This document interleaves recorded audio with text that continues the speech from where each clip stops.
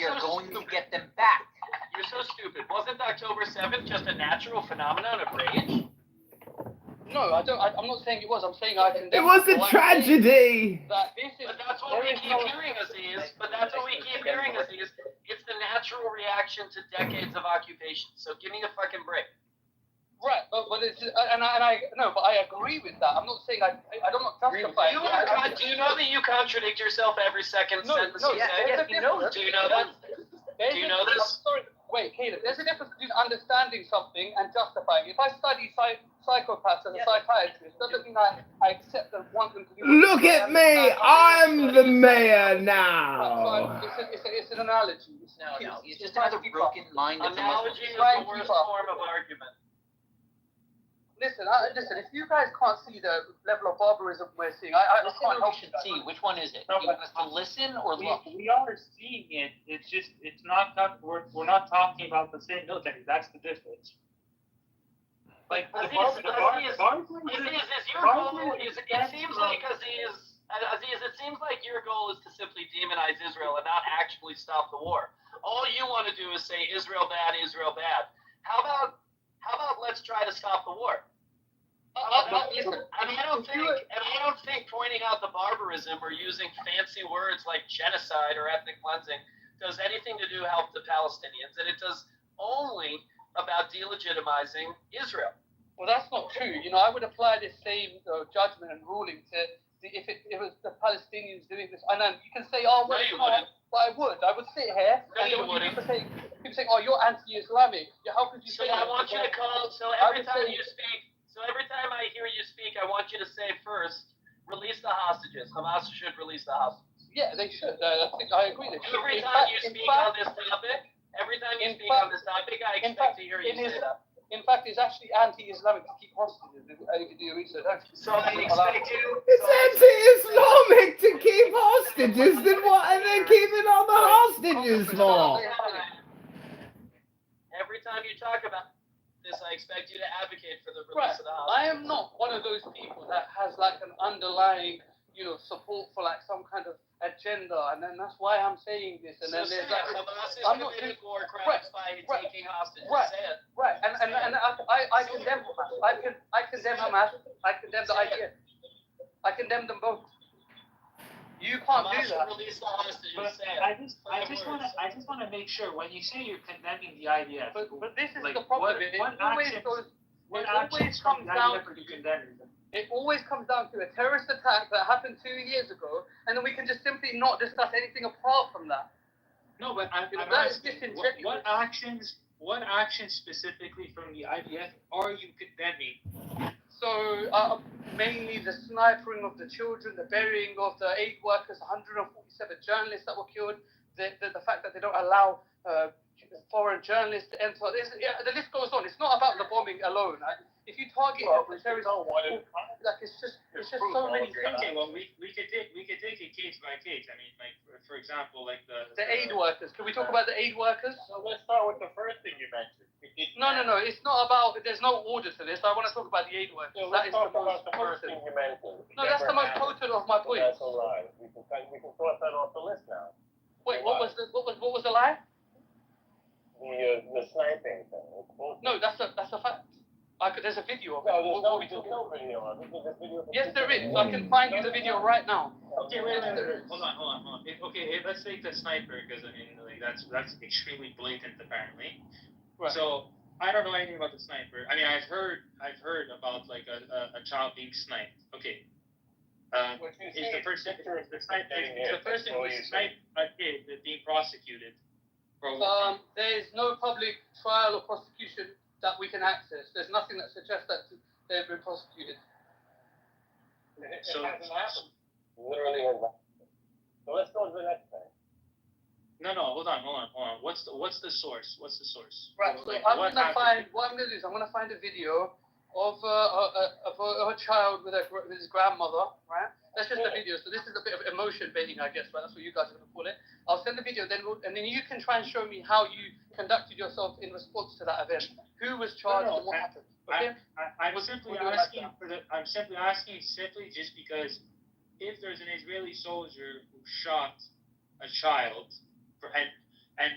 I said earlier, I hold the same standard for everything. If for fun he just ended up sniping an Israeli a Palestinian child for fun, he should absolutely get tried. Right. And I would hope that Israel, some court or not even the court, the military court would try him for war crimes, and I would expect it to happen.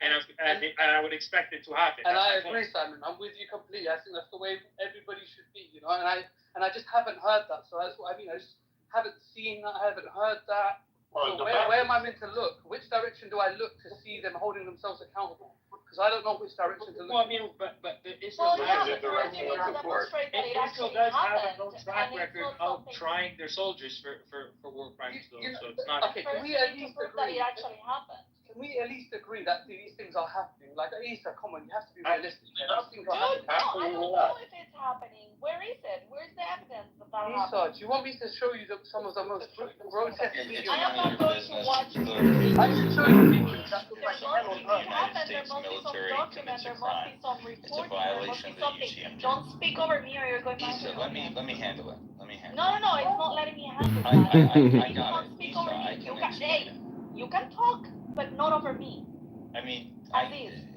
No, Lisa, you can I'm talk, the man but not here. over me. Please, just No, not just please. hold on a second. You will.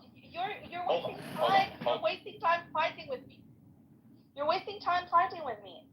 Aziz, if it happened, it has to be a reporting. There has to be some documentation. There has to be something.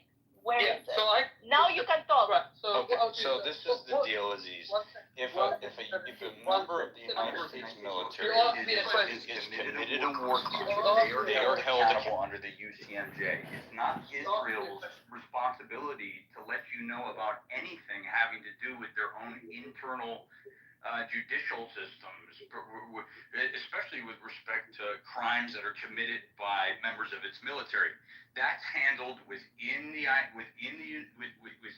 state of Israel under the IDF. It's very similar, I think, if not identical, to how crimes of this nature are prosecuted under the UCMJ, the United States Code of Military Justice. So just know that it's being prosecuted. If somebody kills a civilian in the IDF, they're going to be held accountable. And, that's just it. Period. Right, so what you're saying is, right, we are not aware of the scale of war crimes because they're being investigated, is what you're saying. Because for me, it seems that there is a high level of war crime. But essentially what you're arguing is that we're not aware of being made aware of it, but the Israeli government are aware of it. Well, let's just make things up and project all types of imaginations. There are war crimes committed. Okay, Israel has the convicting soldiers who have committed war crimes under their legal framework. Of course. Aziz, there will for sure be an independent inquiry both into the failures of October 7th and into the administration of the war. The war is still going on. There will be an inquiry because that's what Israel does time and time again. Because they have a sophisticated, modern, Western judicial system that is self-critical. That's debatable. You're debatable. It's debatable. Why there's protests in the street of Israel. This was the best opposing speakers was told. Why do you all waste your time even discussing this with these? It's the same convo as the past 100 years. It's totally retarded. Is that democratic, a religious exception? One example of this, Aziz, is remember when that scandal came out about the raping in the jails or in prisons or whatever in Israel? That came actually from the government of Israel. They were addressing it. That was not a leak. That was not some fucking Palestinian inside of jail that had a phone in his hand and leaked a video. That was actually coming from the Israeli government. They were addressing what was happening. In the end, it wasn't a rape. But those were the allegations. So yeah, Israel takes care of these things, just like every other country processes their own crimes. Right, but this is the issue. You're saying that these will be investigated, but currently we're in the fog of war. But the reality is this is like an endless war. So when will they be held accountable? If there's always something to address, you know, when do we round up the figures and say, okay, well, this is what we do? It doesn't happen because it's continuing. Now we're back to the numbers. You should be asking for Hamas to give back the hostages and to put their weapons down, and then maybe the war ends. Right, but it doesn't end. Like this, you know, that's very naive. I'm sorry, Issa. I don't know how new you are to this conflict, but this isn't how it works. Like, I'm sorry, but Nobody is more naive. Nobody is more naive than you, you little 20-year-old. Thank you, Caleb. I appreciate that. Thank you. You are so uninformed and motivated here. You really don't I'm driven. I'm very driven by one objective thing. You really don't know anything about Israeli society or how Israeli society functions. You think you are just a sheep in this broad pro-Hamas, even I would call it anti-Palestinian movement, because none of what you all are doing in your protests around the world and your intifada revolution, none of it helps Palestinian children stop from dying. None of it. You do not care about Palestinian children. You care about demonizing Israel, full stop. Period. But that's just not like the reality of the situation. Right, the thing is, listen, the truth is this, right? My opinion is being shared by people in Israel. So I'm not an individual. And just a soul. There's people on the streets in Israel that echo my sentiment. Just because there are other morons in the world that think like you doesn't Right, and I think there's right. morons like you. That doesn't make right. That doesn't make it right. Wait, let's test this out. Let's test this out. And what are they saying at the protests every week in Israel, Aziz? Right. Well, it varies. You know, sometimes they feel like they're having their civil liberties taken from them due to political reform. False. That's not happening. That's not happening right now. False. Well, did they not hit the streets to reject political reform? Did they not hit the streets? That was before the war, you fucking moron. I don't care when it was. This is a long time. It's happening right now. I'm sorry. We were. This isn't the last time. The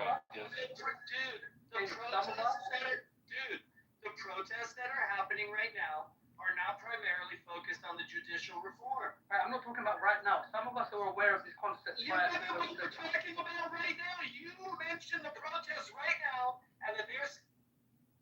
Oh my God! For you guys, October 7th. So I'm asking you, what are they saying? Right. For you guys, October 7th is right now. Listen, can you address my actual question? You're asking me. Because I've been to the protests. Have you? No, I haven't. Okay, so I've been to the They're Saturday night guilty protest green in beans to Israel. continue the song that never ends with disease and So wasted you don't know time. what they're saying there. Right, Elon Musk hasn't been to Mars, Caleb. Like, what's your point? Oh, you are such a moron. Holy shit. Like, I don't understand what you're trying to say. I'm not even joking. I'm not trying to make fun of you, but this is just like the Kamala thing. And I haven't been to Europe. Yeah, no, I mean, this is the Palestinian brain. I mean, and It's a you problem if you are speaking with us or listening to us and the non-speakers. Palestinian, their reasoning is exactly the same. It goes the same way. There must be something in their brain. You just say you hate Muslims, so let's not pretend. Is that what I said? Probably saying that. You hate Muslims. So why are you pretending? Is that what I said? I'm not pretending. I'm not pretending. I'm very clear on this. No, we're showing that you're an idiot. When I'm not She hates Muslims. Just because I'm calling you an idiot doesn't mean that I hate all the Muslims. I just think you are an idiot. I don't hate Jews. You hate Muslims, right? So this is the I reality. hate Muslims. I have Muslim friends. I hate Islam. I hate Islam. I'm not pretending. Projection number one. You hate Muslims. You say the No, word I hate Muslim Islam. more than I say the word. No, I hate Islam. I dislike Islam. And Muslims. She said it to me. Now that you have no point, you're trying to talk about her. No, because what I'm trying to do is establish why we're not being rejected. Wait a second. You have no point. You I literally do have have no a point. point. No, you don't. You're talking about her now instead of yourself. Right. These are the reasons why. Because they're talking about me. Then one by one, your points were shown to be full of shit. You literally have no point. Right. What? Well, my point. But isn't it then a problem of us to continue speaking with somebody that's got no points? What are we doing here? This is madness. I don't agree with Kitover. Where did he go? I think we can all agree he's annoying. I moved him down. His voice is giving me a mic. Yeah, John, don't speak like It's a that. troll You're voice. an intelligent guy. Like, I hate that when he does that. He's such a bad. He can be Because he is so pleasant when deserves. I cannot invite him back. Somebody bring him up. He is so pleasant when he speaks. Tell him not to talk like that so we can actually hear the Yeah, value of it's what he has to say. Just integrate, Congressman. You're not gonna go. The point is, I'm trying to break up your conversation because this is a song that will never end. Aziz is a low IQ moron. How long will you play this game? It's a you problem. Preventing the integration of people who are decent Muslim people into mainstream Western society by making Christian arguments and outright lies that other people hate and projecting. You're actually delaying the progress of society. You're contributing to the war by taking this. So it's a Muslim issue empty- now. Excuse me. By contributing to this delusion, these fake points, you're contributing to the continuation of the war and the death of innocents with your Right. lives. So it's my fault now. Well, Your and fault. your sanction. Got it. So Your fault. I think That's it's a not, great take, it's no, not thank you for directly that. your fault. It's not directly your fault, but the people who sanction this type of like nonsense fuels this type of conflict. So I'm not saying that you're directly responsible. Super Clubhouse group of universal friends has been formed. But to sanction like Last step is to kick what's going Aziz. on, like, and, you know, when you say stuff like, I believe, like when people ask you to condemn, I believe that, like, you know, Israel have every right and like that is invading. And when it comes to, like, you know, these types of conflicts, Finish one sentence. when you sanction Last step is to evil, ask Aziz to evil, listen or to be you know, moved to the continues. go. And, you know, sanctioning this type of stuff. I can't believe you guys are talking about this. Why does Simon sound so weird? What he does is he makes the Because he's resolution. drunk. He makes the resolution by sharing ideas and possible, and then the only possible solution is violence. I mean, why do you guys keep talking about the same thing? Every damn day, the same damn thing. Don't It's you the have, question of our age, Randy. well, I'm just wondering, don't you have new things to talk about? Like, for example, Epstein did nothing wrong, and it turned out to be a Democrat hoax. Like, why? Now you're trying to change the subject. We're actually talking here. Nigga, ain't nobody gives two damn shits about your Israel shit. Well, we do. But then you Yeah, guys. we are talking about it. If you don't like the topic of Nigga, you conversation, can eat don't my come ass. in. You can eat my ass. Now what? Well, I'm just trying to tell you, like, Epstein did nothing wrong, and it's a Democrat hoax, and you guys are. You're trying to grab it out. Well, you're still You are a hoax. So You've been talking about the same thing for 2 years every day. So what? Yes. I'm just saying, it's time to So update aren't the you an freaking adult? software. You believe Randy from in Canada back to individual Lebanon. freedom? Well, that's what we're doing. Let us talk about what we want. But all I'm saying is that maybe it's time to update the Well, we software. don't want to. Well, you don't have to, but it's just outdated. Maybe we are outdated. I think we should just move on from. Alright, good. Denaturalize Randy and send back to Jordan. Thank you for your opinion, Rabbi. Thank you for your service, anyway. Thank you. I just want to say, by the way, I also feel that Norman made a great point. I'm contributing to what we're seeing. I also feel that you guys are contributing to what we're seeing.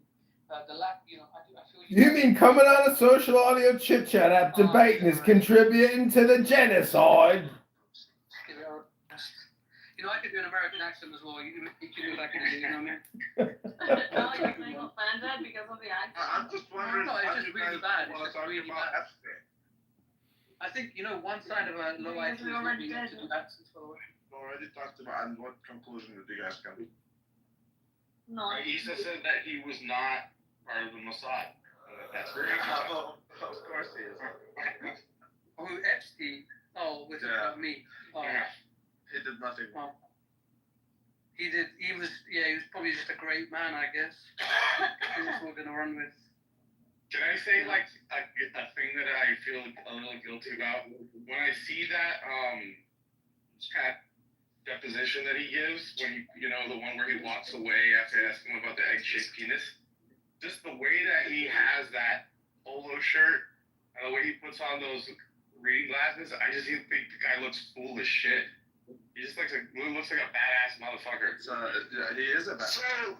So if they've come out and they've said that he's done nothing wrong, Diego, did they say that he was just like wrongfully in prison? Like he was like this was like politically motivated? Like have they said anything differently then? If they say that this man was innocent? No, they haven't said anything about it. No, they haven't said that he's don't judge a innocent. person after They just have said that they haven't found anything about him. It's a Democrat's hoax, Keegan. Well, what about Giswell, Maxwell? What's her name? She's in jail. Guilty admission is that I think she's pretty hot. She's in prison for no reason. She's like Diddy. Everybody knows he's an intelligence. He was an intelligence asset. I think it's pretty common knowledge at this point. Where's the evidence of it? Okay, well, are you mad that a Jew happened to have a pedophile island? Keegan, What do you mean you? do you know how they started the I don't think Norm owns the island. Do you, Norm? I didn't know this from you. But why is Norman like trying to defend whether or not he was part of like, you know, the intelligence agency? He was part of it. Based on reality. And if people hadn't spent the last part of 2 millennia trying to kill Jews, maybe they wouldn't have an incentive in collecting this kind of information to protect themselves. Wait. Is that what you're saying? Wait. So, what do you mean? Who is this idiot? It seemed to trigger a lot of people. I don't know why. You know, I mean, if you were surrounded. I mean, you can go clap little boy acting. Don't you go surrounded by enemies in your country, Germany, you know, over the better part of the last 2 millennia, maybe you would have an Epstein too. Just saying. You see, even if you think you're right and you're accurately describing the situation, you're still stuck here in a social audio chat app picking your toes in Poughkeepsie. So what the fuck are you gonna do about it, you fucking strokers? Everybody knows he was a fucking kid. So if it wasn't for this 20-year war, it's your fault. Hey, 17, You fucking strokers. my friend used that on his wife because he got caught cheating. So this is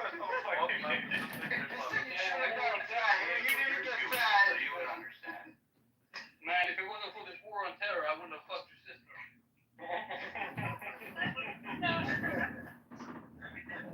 Anyway, there's nothing wrong with fucking little kids. Apparently there's nothing wrong, so you can go for it too. Yeah.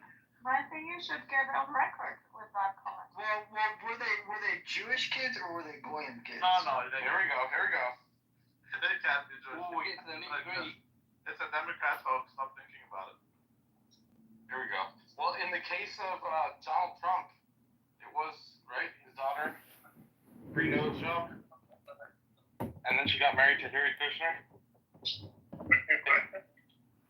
They've said that she's Jewish. I don't mean like she converted, I mean like she was always Jewish. Ivanka. Because of Ivana. Yeah. Why is that relevant? We're all Jewish. Why is that relevant? Ivana's not Jewish. And the question was, did Diego is. did he have Jewish children or did he have Christian children? For breakfast, lunch, and dinner. And I think the answer is both. He had both. Does it matter? I mean, you have Not people, really making any sense. you have people who hate Trump who suddenly agree with Trump that Epstein did nothing wrong just because he's a Jew. And I'm just wondering, how does it work with you guys? I'm really wondering how the Well, he only converted in 2018, Randy. Yeah, but I just have you know that the Jews are the biggest monolith when it comes to politics, and they are hard. No, that's ridiculous. You have, like, for example, Boo, I trust in math. Caleb is actually the Jews had a lot of leftists. Go look inside your shoes, Rabbi. You think there's a Jew hidden in your shoe? You guys are fucking Jewish derangement syndrome psychopaths and low IQ morons. Yes, they are the biggest. There is a lot of leftists. Okay, I'm not saying they're not leftist, but that's not what I said. I'm saying they're the biggest monolith Democrat, more than than 90% of them vote Democrat. Now suddenly they all agree with It's not Trump. so much 90%. That's fact, son. That's fact. Hey, how about you go look it It's up? not so much 90% anymore. It's about Habibi, how about you look it up, Habibi? 60-70%. It has It's shifted about a lot. 68-70%. It's like I'm talking to black children. That's racist. That's crazy. Guys, we have to agree though, like a pedophile island is pretty nefarious, even for like intelligence organization. If you just come on. Pedophile Island? Are you talking about United Kingdom and London, where fucking Prince Andrew and your pedophile king and Lord Mountbatten used to dump little bodies off the back of boats and drink their adrenochrome? Why are you triggered? No, I'm just saying, like, we have to kind of look at that and say, even for like intelligence purposes, is that really necessary? Well, maybe your Islam can conquer the pedophile islands one day and reconvert them back to pedophile islands. Have you heard my friend's opinion on it? Well, if we want to make the argument though that like, okay, like this was a intelligence agency, that he was a part of an intelligence agency, and this was like their way of blackmailing or like putting a honeypot onto individuals. Using underage children to do so is horrendous. These people should be not even just locked up. I think we should lynch them. I think we should bring back lynching. Show us the evidence that ever You're gonna lynch P. Diddy? Keegan, the last time you lynched a pedophile, the ADL was created. I'm just letting you know. I gotta go do actual shit instead of waste time talking to you motherfuckers about a dead guy for 4 years. I'll see you guys later. Good. Guys, I'm just saying, like, Ghislaine Maxwell's in jail for it. It's not a secret, right? Yeah, why can't we get Ghislaine out of prison, get her on Joe Rogan, have her live for 3 hours, and be done with it? Yeah, I would agree with that. But why I think it would be a good idea. Just don't get it. Don't get it. It's a pedophile island, man. I think that's What you don't get is why can't you stop coming to a social audio chit-chat app to sit here to get dopamine to talk about nothing all day long? What a fucking waste of time. I gotta go study for my CFA and get out of here. Able to make his point. Hey, man, I love my country, man. As long as my country. It's not your country. Every now and again, they gonna fuck some kids, but man, I love It's not your America. country. It's not the country of your parents, right? Man, look, my pastor said we gotta love Israel. So if they wanna fuck some kids, man, that ain't my problem. Sounds like Boom Hour. Aziz, what do you think about denaturalizing 60,000 Somalis in Minnesota and sending them back to Somaliland? God damn it, I love America.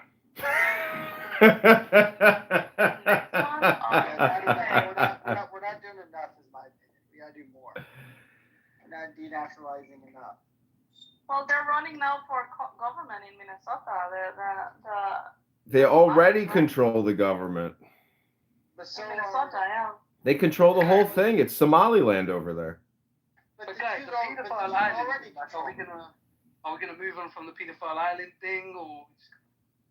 Aziz, what are you doing with your personal life? How long do you think you'll come on social audio chit-chat apps to have never-ending conversations? With your personal life? Yeah, Congress, what are you doing? Yeah, I'm running for Congress in the 16th District of Illinois. Go to voteforjohn.com. So why do you own any property? Are you married? Do you have a relationship? Do you have children? Yeah, my life is actually going, swimmingly along. It's flowing. I mean, I can't believe you come here to talk endlessly. I sit here every day just in disbelief that it's the same people talking all the time. And I'm sitting there live streaming this to YouTube. It's working out pretty good. I'm creating great videos. I mean, I'm a video director, producer. El Normo is a consultant in the campaign to elect John Kitover. But you do the exact same thing. I know. It's like I keep recording the same conversation over and over again. It's getting insane. Exactly. So why do you keep doing it? I don't know, because something's gonna be different next time. No, I don't know. I just find it amazing that I can even do what I'm doing. That the bandwidth is there, YouTube is there, you guys are there. It's like, how is all this even happening? But why do you think that by telling us that we're wasting our time? He has not even moved on. He has not even moved on from the time Diego walked away from him.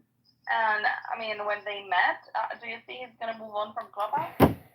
He walked away from me. Listen, he didn't even get out of his car to shake my hand. He's a fat, slimy, dandruff, Nazi, Jewish-hating loser with a jalopy, a depressed wife, and 2 kids who are robots. Is he actually fat? Go ahead, Pat. Post the dad bod, Diego. Update the PTR for once in your life, and let's see what the dad bod's doing. Fat. Do you have a fat? You sound fat? I don't sound that fat. No, wait. The one that we need to ask for is Diego. Minnesota. Who the fuck is this guy? That is your It's the fire. We know what Edmund looks like. Hey, you can watch You me. know what I look like? I look like We a don't know nature what hero. Edmund looks like. I look like a Is he superhero created Edmund? from the earth. Yeah, I had to defriend you on Instagram. Sorry. Why did you defriend me on Instagram? Because you're a catfish, I Issa. would be afraid because you friend everyone.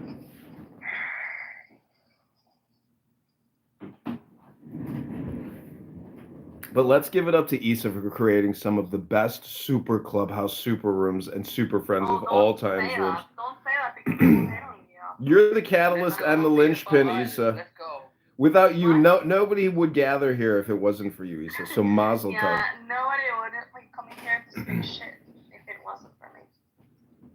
It's the cornucopia. It's the spice of diversity. We have a voice for every representative party here. Don't you all agree? He said, did you see this whole thing with Lauren Southern? No. Apparently, Andrew Tate gave her herpes. Oh wow. No, I don't follow anything related to Andrew Tate, but who is she? Lauren Southern? You don't know who Lauren Southern is? She was No. huge. She was like going on a book tour with Stefan Molyneux. She's a huge, like. What did she do? She's like a blogger. She's like a famous. And why should I know who she is? She's against the migrant Muslim crisis in Europe. She had the greatest troll of all time. She got in a fight in Canada with a transgender, and the guy said, "You're a cisgender white female," and then she pulled out her driver's license, and she said, "Actually, I'm a man," and she showed him. In Canada, I guess you can just say whatever gender you are, that you want to have there, and they'll give it to you. She's a troll? Yeah, she's a very attractive woman. She's about 30 years old now. And she disappeared for a couple of years after Andrew gave her herpes. Well, she says that Andrew raped her in a hotel room. Yeah. Wow. Yeah. Is it big then? Well, it's huge because Andrew was hitting her and Michaela Peterson at the same time. And Michaela has herpes too. Remember that whole thing where she posted the picture of her? Yes. I know. It's kind of scandalous. It's kind of crazy. Look her up. Lauren Southern. Picture of what? Michaela Peterson posted a picture of her to show that she had a giant list of medical medications that she takes. Because you know how she's always saying, I'm super sick and I can only eat meat. And the whole thing. And someone took a screenshot of it and found that she was taking Valtrex or something like that. And that's for herpes. Yeah. And it was right when remember when she posted that photo with Andrew Tate? Mm-hmm. That I remember. Yeah. What's wrong with herpes though? Oh, nothing's wrong with it, dude. Go ahead and spread it. Go ahead. Go get one. Ain't nothing wrong with it. If you have herpes, you're like a degenerate, you know? Ain't nothing wrong with spreading it. But what's incredible though is that, all these right-wing women, hate, they supposedly hate Andrew Tate, but they're all sleeping with him, which is awesome. And all the right-wing men are dead. Literally. This is what I mean. There's no such thing as a real liberal woman. As long as the man is rich and strong enough, she will love him forever. That's a fact. I'm pretty impressed by him. I mean, I honestly, Michaela is you can tell she's kind of a hoe. Because she's always posting pictures I've always thought that she was kind of a hoe. But Lauren Southern, if you followed her, she's not. She doesn't give off hoe vibes. So how do you came about it? Why is she talking about it? Why do you think wholesome acting girl can't also be a hoe? No, I mean, that's kind of the, it's like your naive self when you're a younger man. You think, oh, I'm in love with this girl, and she's not like the other ones, and then you find out later that she slept with like the alpha male. And yeah, it's just a reminder. No, I'm impressed. Do you think that like a woman that is like petite or demure or traditional would not also just act like a hoe? Like she could also do that. Now I assume it, but now I know more than I did back then. Now it's just an automatic assumption until proven otherwise. Like Issa, I love you, but I assume that when you're not on the app, Issa, that someone's putting it to you, good in Switzerland. Diego, are you projecting? And are you in an open marriage with that Nazi bride of yours? Diego, but have basically updated your definition of the word woman to be baseline synonymous with your definition for hoe? Yes, that's how I think about it. 100%. Yeah. Yes. 100%, the man says. Yes. Okay. I assume it doesn't matter whether she's got a ring on her finger or she's with her parents on vacation.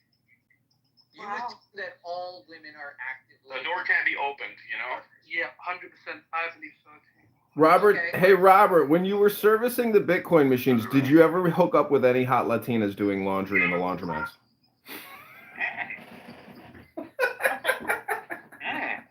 Maybe I did. Anyway, so Lawrence Southern, good friends with Luke Rudowski, good friends with Stefan Molyneux. Actually, pretty smart. Stefan Molyneux? Yeah, apparently he was, Simon, for a long time. He was into the race. He was always putting race statistics up. Back in the day before he got banned. Diego, didn't the Groypers kind of pin him? Adopt him? No, I think his wife was apparently Jewish, but I'm not sure if that's true. His wife was definitely well connected in Canada. Can't people just be in love? Does somebody's racial affinity or, why does this word Jew come up all the time in describing a human being? I'm very confused. It's just a coincidence, dude. You should pay no attention to it. It's a coincidence. Just ignore the word Jew for the rest of my life. Okay, sure. I'm sure you will too, Diego. Yeah. Don't try to draw connections where there are none. I mean, they just happen to be that, and someone mentioned it, but... So if you think Stefan Molyneux and Luke Rudkowski, 9/11 Truth and Silverstein and blowing up of the World Trade Centers, I mean, Diego, who do you think is secretly controlling the world? Here we go. I like where you're going with this. No. Remember that interview where the guy said it's not a Presbyterian problem? You remember that? I mean, no? that's true. No.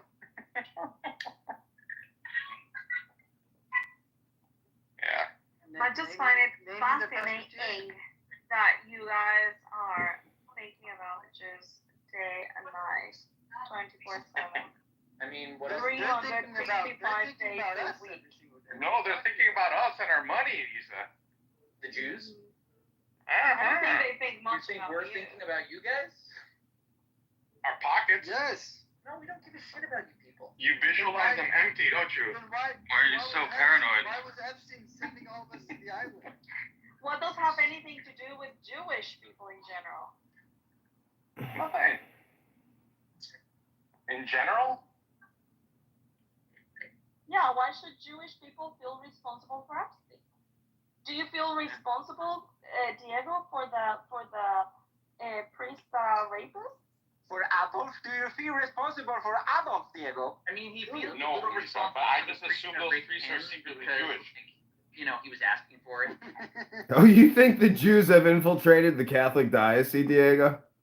I mean, the Pope wears a yarmulke. What else do you want me to say? I swear to God, I think I'm going to go to I'm moving to Israel, and I'm working with an Israeli biopharmaceutical company, and we are now creating Jewish derangement syndrome antipsychotic medication. I would love for you to come to Tel Aviv to be a test subject, Diego. Yes.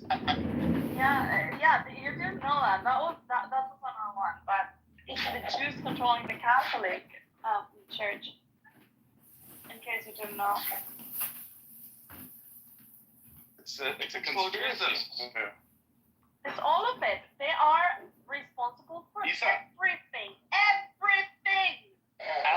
said that the Swiss are the They mountain are Jews. responsible for some things. No, the Swiss are the Yeah, guard Judaism. the Swiss are the guard of the Vatican, so I get that they are protecting the Jews, right? Yeah, the mountain Jews, as we said. You Yeah. see? Not to be confused It's just with the imagery. terrorist, At the end of the day, it's all oil-bearing desert imagery. Jews. Totally different type of Jews. Exactly.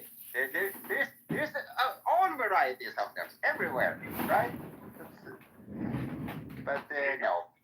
Did you see what I was telling you about Alex? Definition like a lot Simon? of work. That's a good No, I like definition. everyone. I have That's a very no good problems definition. with anyone. Welcome to Congress. But besides the Muslims, Isa, of course, those we have a problem with. You But know, I know this. No, I don't even. I have a problem with Islam. Wait, I hate to interrupt, but I want to mention that one of the YouTube comments was, "This is the definition of I don't want to work," and I said, "Welcome to Congress." Isa, so you don't like the Muslims in Europe, but then who do you think's letting them in? Or you think they're smart enough to get in? The Jews are responsible for the Catholic rapists, and the Jews are responsible for the Muslim migrants as well. Well, you know, Do you think the Muslims are smart enough to fill out the immigration forms or what? Well, yeah. Well, who do you think makes the immigration forms? Jewish people. They print it off to Of give course, yeah. There we go. That's right. So not only are the Jews responsible And it's for the every Jews single Jew, teaching regardless of people his crime. to- Jews are responsible for language, and thus that's why we have so many problems. Whichever country you happen to be in. Every other is from the Jews. Which one? What did you say again? The word Jew. The Jews not only have their own weird little community that sometimes has bad people that they have to defend, like Epstein, but also are responsible for every immigrant, non-native person within whichever country you happen to be in, because Well, they are the Christians. supporter of immigration reform. The globalization, it's all the Jews. Everything that is different from what you felt comfortable and conservative with growing up, it's the Jews that caused it, and they are the Yeah, ones. all of it is the Jews. Diego, did you ever think that the word Jew backwards spells wedge, and that's what they're always doing all the time, Diego? What a way to reach. You got to be Jewish too. You're one of us for sure. Diego, how do you compare the political power of 1.4 billion Chinese and 1.5 billion Indians compared to about, I don't know, 20 million Jews? What do you think, Diego? Who's got more political sway in the world? 2.6 billion or 20 million? That's a good point. That's a good point. Yeah, In this case, it does seem to be the 20 million. Yeah, like that's actually the crazy part. That's because of communication, you schmucks. That's because in communication, you are what you say you are, and what you talk about makes you think that that's true. But in fact, you people are living in a bubble, and you're small-minded little fucking Lujas, Ticklers, and Diego Robertos running from the law, scamming people on Bitcoin. But tell me what the Muslims control. I don't know what they control. He's obsessed with the Bitcoin stuff. I don't know. He's also No, I'm just teasing. I don't even think it was a scam. I think what he was doing was probably legal, and thus why he's still here being able to talk to us today. Hey, listen, talk to me again when you have 15 mouths to take care of. When you have what? We have 2.2 billion mouths to take care of. We're the Jews. No, I agree. My life is a lot easier since I don't have children. I can only worry about myself at the present moment. Yeah, Diego, he said that when he met you in that car, like, your family seemed like you were oppressing them. Like they were scared of you. No, they seemed like they had been conditioned to be very respectful, but also hesitant and worried. I'm sure they were listening to Crazy Dad screaming out some random's name at a gas station. And your toddler kids didn't even act like kids. Listen, they were scared because they were like, we know Daddy's on the spectrum and he's screaming at some guy at a gas station. Isa, I'm just trying to copy the Russian model, okay? So, yes, I sometimes tell the kids So you're a wife to get into formation and to salute. Gotta give her a good old slap. You know, I like the movie Sound of Music. Remember how those kids had to go to sleep? We love Sound of Music. Yeah, I just want to have the Von Trapp family. Yeah, I hear that Diego likes to elbow his wife, so when she does. Nothing wrong with that. What's wrong with that? No, there's anything wrong. So wait, You Keegan. identified more with the Nazis than the Bob Traps, right? That's right. Yes, that was the joke. Exactly. That was the joke. I think it's funnier when you explain it sometimes. I agree. This No. is very funny. So wait, Keegan, you claim you fix automobiles, but you're here all the time talking about black women. Where do you find the time, and do you own a laundromat Bitcoin skimming business? Yes, I do actually. Yeah. What? He's marrying a black woman? I just want to say, don't think it goes beyond me that I model my family after an Austrian, by writers that were Jewish, by the way, because I'm pretty sure the writers of that movie are Jewish, or the Broadway show. Like you might Rodgers and Hammerstein. Rodgers and Hammerstein? I don't know. There's a lot of ironies going on. Hammerstein. So you know what it is? It's kind of like the movie what's that? Galaxy Quest, right? Like even though it's not real, I feel like back to Galaxy Quest. My family after So it's real. it Oh, becomes that's real. funny. Wait, it's even weirder. Okay, so technically both of them are Jewish, but get this: Rodgers is straight Jewish. Hammerstein, not from a Jewish mother. The technicality. He was a Mishling. I'm saying the name that sounds the most Jewy is Right. Jewish. tag team. Well, that Why makes do we sense. always We end knew up about the talking father. about Jews? It's so tiring. I agree. Well, no, we were just talking about that sound. No of music. Jews, no news. See that? They tried to talk about how they were in praise of Nazi child rearing practices, and they ended up talking about Jewish writers again. But that's just a coincidence.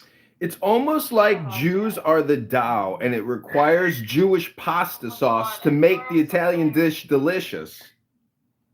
Or maybe everyone is just too lazy to pay attention to any story that is not crafted by the skillful Jews. So what do you think? Everybody just projects their own neuroticism onto Jews now, and Jews have always been that historical scapegoat for people? Diego loves Austrian School of Economics and Ludwig von Mises, and he is a Jew. Yes. He admires God him. damn it, it got to you again, Diego. Everywhere you turn, Jews! Every damn time. This is what you get for worshiping a dead Jew, Diego. Hey, that's not nice. Diego, I think it's your destiny to work with Rob Schneider and create a comedy called The Jews. There you go.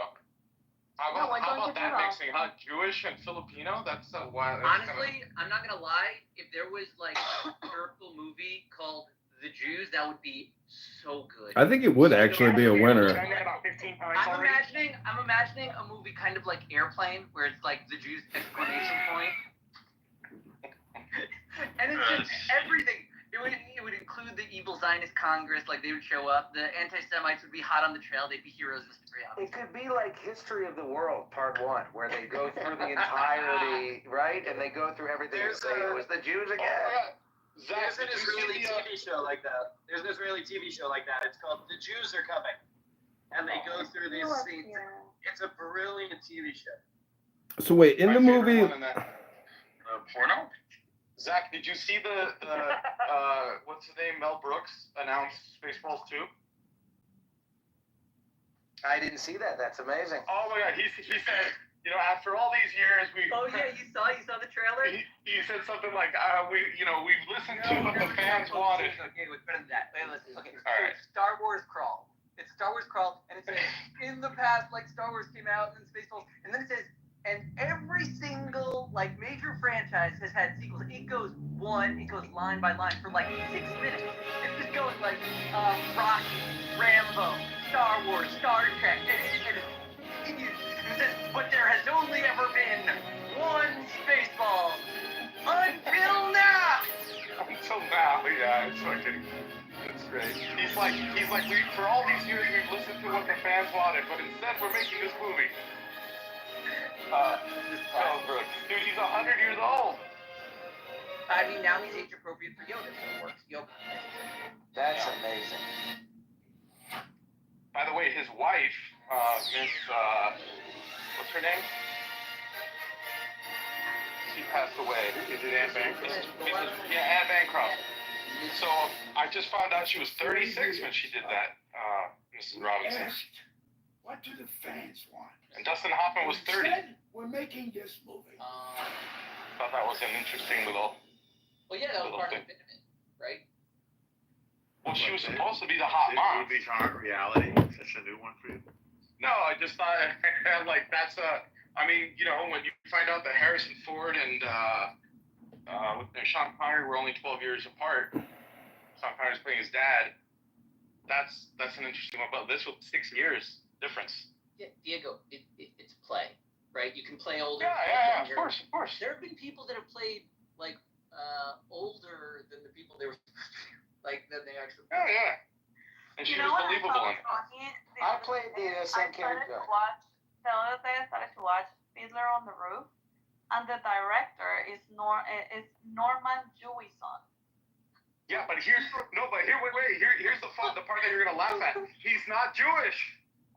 Isn't that crazy? He's not Jewish. I never read the credits, and in this case, I don't know. I just started reading the names while the movie was starting. I'm like, what, Jewison? Like, really? It's like a joke. It's just, yeah. So there's an interview with him where he goes, "I'm not Jewish, but because I made Fiddler on the Roof, I became an honorary Jew until I made Jesus Christ Superstar, and then they never called me again." Oh, he did also. Diego, if you were to make a movie about the Jews, what do you think the movie would be about? I'd probably just end up making like Don't Mess with the Zohan. Wow. Are you gonna vote for Zoran? Don't Mess with the Zohan is gonna be more about Israelis than Jews. Are you gonna vote for Zoran Mamdani, Diego, in New York? Oh, if I started voting, maybe. Yeah. But I don't vote. That's such a Diego thing to say. I'm trying to stay neutral politically. He's not a commie. But doesn't he go against your Austrian economics, Diego? How do you rationalize that? It's communism. How do you rationalize the violation of Austrian economics by Mamdani, Diego? That's true.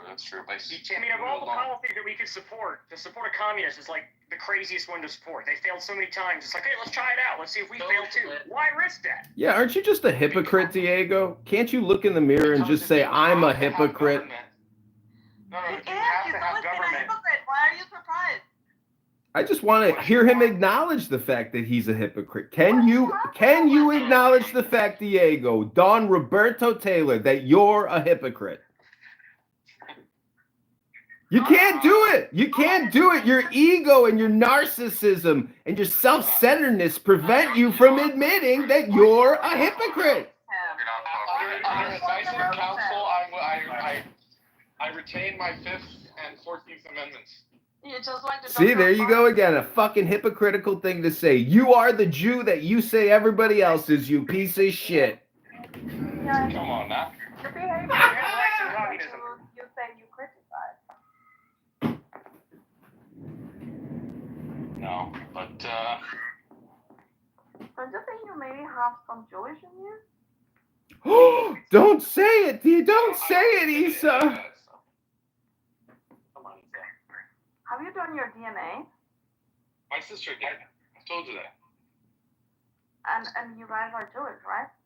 No, there's nothing there. What's your sister's name? I can fix that. Diego, let me ask you one more. Diego, let me ask you one more question. How many more years do you think you'll keep coming on Clubhouse to talk about the Jews? And do you think it's a you problem? As long as it takes. As long as it takes.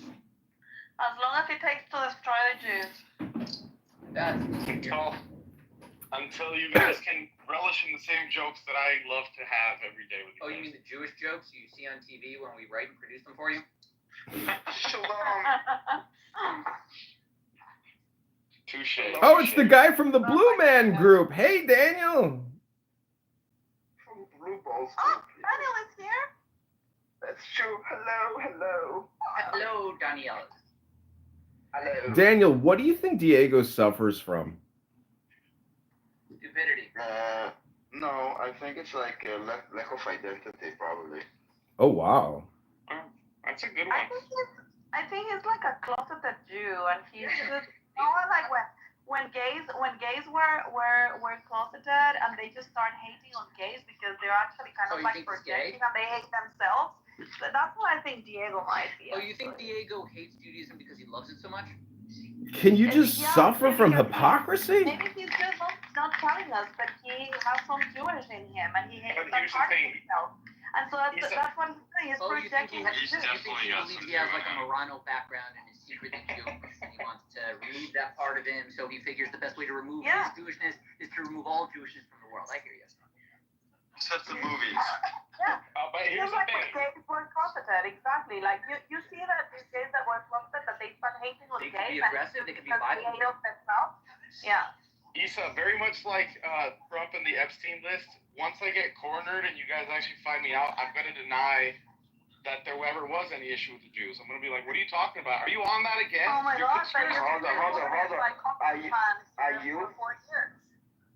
What do you guys are so obsessed with Epstein? Is it the Jew thing, or is it that you like into pedophilia? Like what? It's because he constructed a harem out of high school girls in Florida. That's why people are obsessed with Epstein. No, that's no. Really? So if he wasn't Jew, hold on. Daniel, it's called espionage, Daniel. That's why people in America are concerned.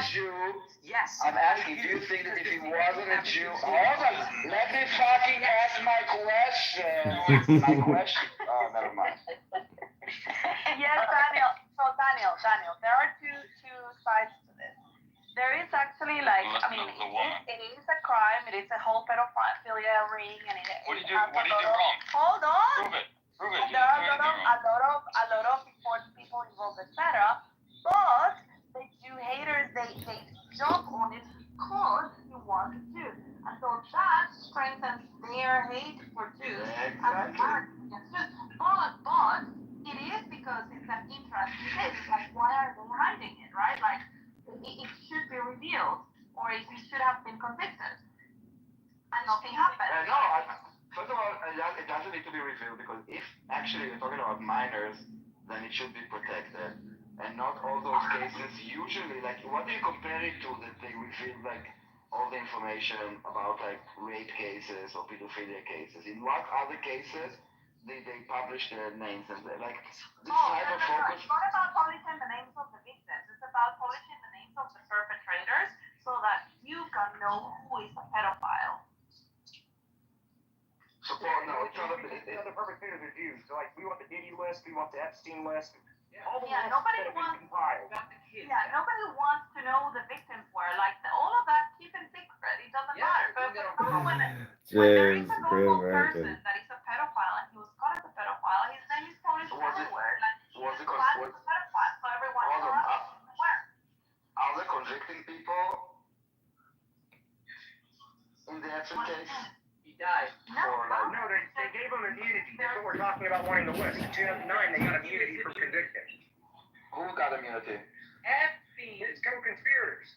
Daniel. That's what he's dead. I'm talking about those people that you get. Daniel. Got immunity before he died. He got immunity, then they went after him again, then he died in prison before he could face trial, which is shady as fuck. Oh yeah, he died. But I'm not talking about...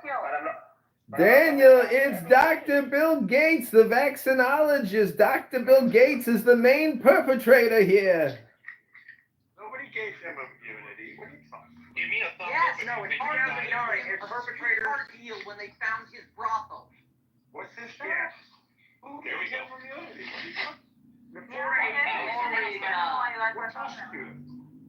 Florida Attorney General in 2009, 2008. Abby Eva. I can see you on this phone. I thought, aren't you in the anonymous section? We got 4 anonymous in the room. It's a lot. One of them is me, though. I'm going to see if the Deep State Patriots has been activated. No, I can't because I'm in Europe. But I'm going in the audience because it's better. Immunity to the other perpetrators in the case. They gave classification and immunity to what they said is co-conspirators named.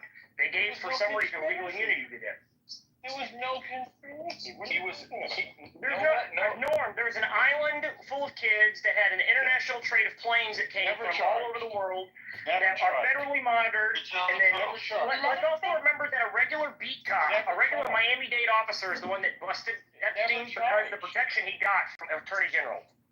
Why are you defending him, Norm? Was he your friend? Never charged exactly what we're talking about. This is a shit show, isn't it? How do you get immunity if you're never I can't. If I drive down the street without my license plates being, if they're expired, I don't get a plea deal. I have to pay the fine. There's no fucking leniency for me. There should be no leniency for any of you. But you're not Jewish. Of course you get a plea deal. What are you talking about? If you're not always get a plea deal. There's never ever a case they're like, hey, we'll do it for $5. They're always gonna say $300. That's what we need. What? Yeah, we don't get to say mercy. But James, aren't you acting like a child here? Don't you know there's special circumstances all the time? Yeah, the special circumstances we have when you know less, is that Lex he has Wessner. friends and After a bar. on enough powerful people in Florida to avoid any actual consequences. You admit it. To his pedophile problem. Show us the friends in the dirt. You're admitting it now. I'm with Norm here. There's no evidence that he did anything He wrong. was also a federal informant. I do not review any of the evidence of what happened in Florida. I don't know. As long as Prince Andrew's walking around free, there's a fucking problem. My favorite part of the Dufresne deposition is when she talks about getting forced to eat out Ghislaine. It's Dufresne. She's like to be like. Also, Virginia is dead. You guys didn't know that. Virginia died by suicide the day after tweeting, I'm not suicidal, I will never kill myself. And then she died. And then they labeled it a suicide. She had really bad taste in men. Let's be honest. Her boyfriend or husband was beating the shit out of her too. That's true. I'm not sure how that That's not true. of a suicidal death. James, that's not true. She tweeted, I'm not suicidal several years before her death. Here we go, Zach. She tweeted it a couple of days before it. No, look it up. Go look it up. Wake it up, Zach. I gotta say, It doesn't change that her death is ruled for suicide, and I completely doubt that she suicided herself, and then 6 weeks later, we're saying the list didn't exist. okay, but James, I'm just saying that is an awesome way to create an amazing conspiracy. If you're like in some deep dark shit and you get arrested and you're being pulled in for sentencing and you then like communicate, I am not suicidal. If I end up dead, I have been killed, and then you kill yourself. But McZed, genius. I love that's it. true. McZed, that's true. You'll live But forever. it was several years before her death. It wasn't several days No. before I her guess death. the fact that James is being You crazy. know that Yeah, then I might have never heard that there a little earlier. But the idea that she's the one that's like creating this conspiracy instead of the criminal conspiracy that exists, it's like, come on, guys, there's an actual criminal conspiracy. Island Canes I playing can have video yachts. evidence of listen. If I tweet out, I am not suicidal, I do not kill myself, I can have video evidence of me literally hanging myself from the rafters, and everyone will believe it was a lie. It's amazing. I am suicidal, and I have told many people that I will never kill myself. Do you know that something actually happened in my country? The guy said that they wanted to kill him and that he was not suicidal and whatever. And then they did a huge investigation. It was actually in New Yorker and everything. He planned his death, and he hired the men that were going to go and kill him while he was going on a bicycle. Yeah, and he hung a video saying that if he was found dead, they should look into the president, and he was trying to bring down the government by that and sacrifice himself. Yeah, he hired his own hitman. He hired his own hitman. That I happen to be very interested in. It's called pseudocide, where people fake their death in order to collect the insurance. Isn't that the plot of Fletch? Doesn't the rich guy hire him to kill him? No, I don't think so. Thank you very little. I mean, just come on, we're gonna go with the No, there was conspiracy. like to start some movement that already existed. She's a victim of Epstein. Sorry, Fletch Lives. The sequel is the one where Fletch Lives. I thought Fletch Lives. He goes to Louisiana and gets a mansion from his relative or something. No, that's Funny Farm. Amazing. No. I think the same thing happened in Fletch. I haven't seen Funny Farm. I've seen Fletch Lives. No, in Fletch Lives, he gets hired by the rich guy to kill him. So then what happened? When did he go to Louisiana? Which one was that? Was that just Fletch? That's Funny Farm. Oh. Funny Farm. How could that? I don't remember him going to this. I don't remember Louisiana in Fletch. Are you guys talking about the founding of Israel? From Funny Farm to Faggot Farm. Yeah. No, it was the plot of, I think, like, Primary Colors or something. Some, like, Well, it's the plot of the first Johnny Depp directed film with Marlon Brando. Marlon Brando asked him to kill him and make a snuff film. Remember that? Anyway. I think nobody cares. No, I don't know that one. Anyway. Did you know the FBI said they never found a snuff film? There's no evidence that a snuff film has ever been made. Really? That's what. Yeah. Those things actually happen. I know. Like, who's really gonna film that? Well, did anybody else think it was weird that James Comey's daughter was the one that prosecuted Epstein? Did anybody else find that odd? Wait, McZed, you're actually asking who would... McZed, do you know the kind of shit that people post on Facebook Live? And you're asking why would somebody film that? Prosecuted Puff Daddy. People film their murders every day and put it on Facebook Live. Case from the FBI's desk to her desk. How did that become a conflict of interest? That's the question. What is the question? She is a prosecutor, that we know, but how did it not become a conflict of interest? How did she not recuse herself? Yeah, how did her dad give her the evidence for the prosecution? I don't understand that. That's weird to me. What interest does she have in that case? She worked in coordination with the FBI, with James Comey's office in that case. So it's like, what the fuck? Yeah, and what is the conflict, please? I guess her being the daughter of the guy that's doing the investigation. She's the prosecutor. It's supposed to be an independent investigation and prosecutor. No. She's gonna sue the government for her termination. Why would she be independent? She's functioning as a member of the state. She's working for the state is paying her to do what the state. Yeah, but her dad was the investigator. Like, what do you mean recuse? You're thinking.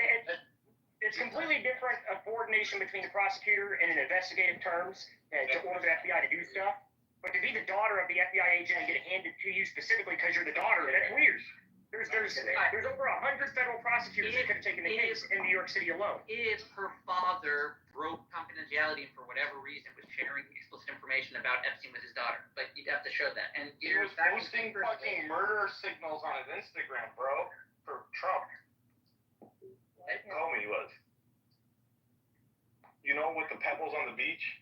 Yeah. No? No, I don't. It's just weird because let's admit this: prosecutors are not selected by somebody who says I'm going to pick that person. They're random. It's a random system that says this person's assigned. How does it assign James Comey's daughter randomly? How does that happen? Come on, James. You know how things work in the real world. Twice. Might I have. What's a coincidence?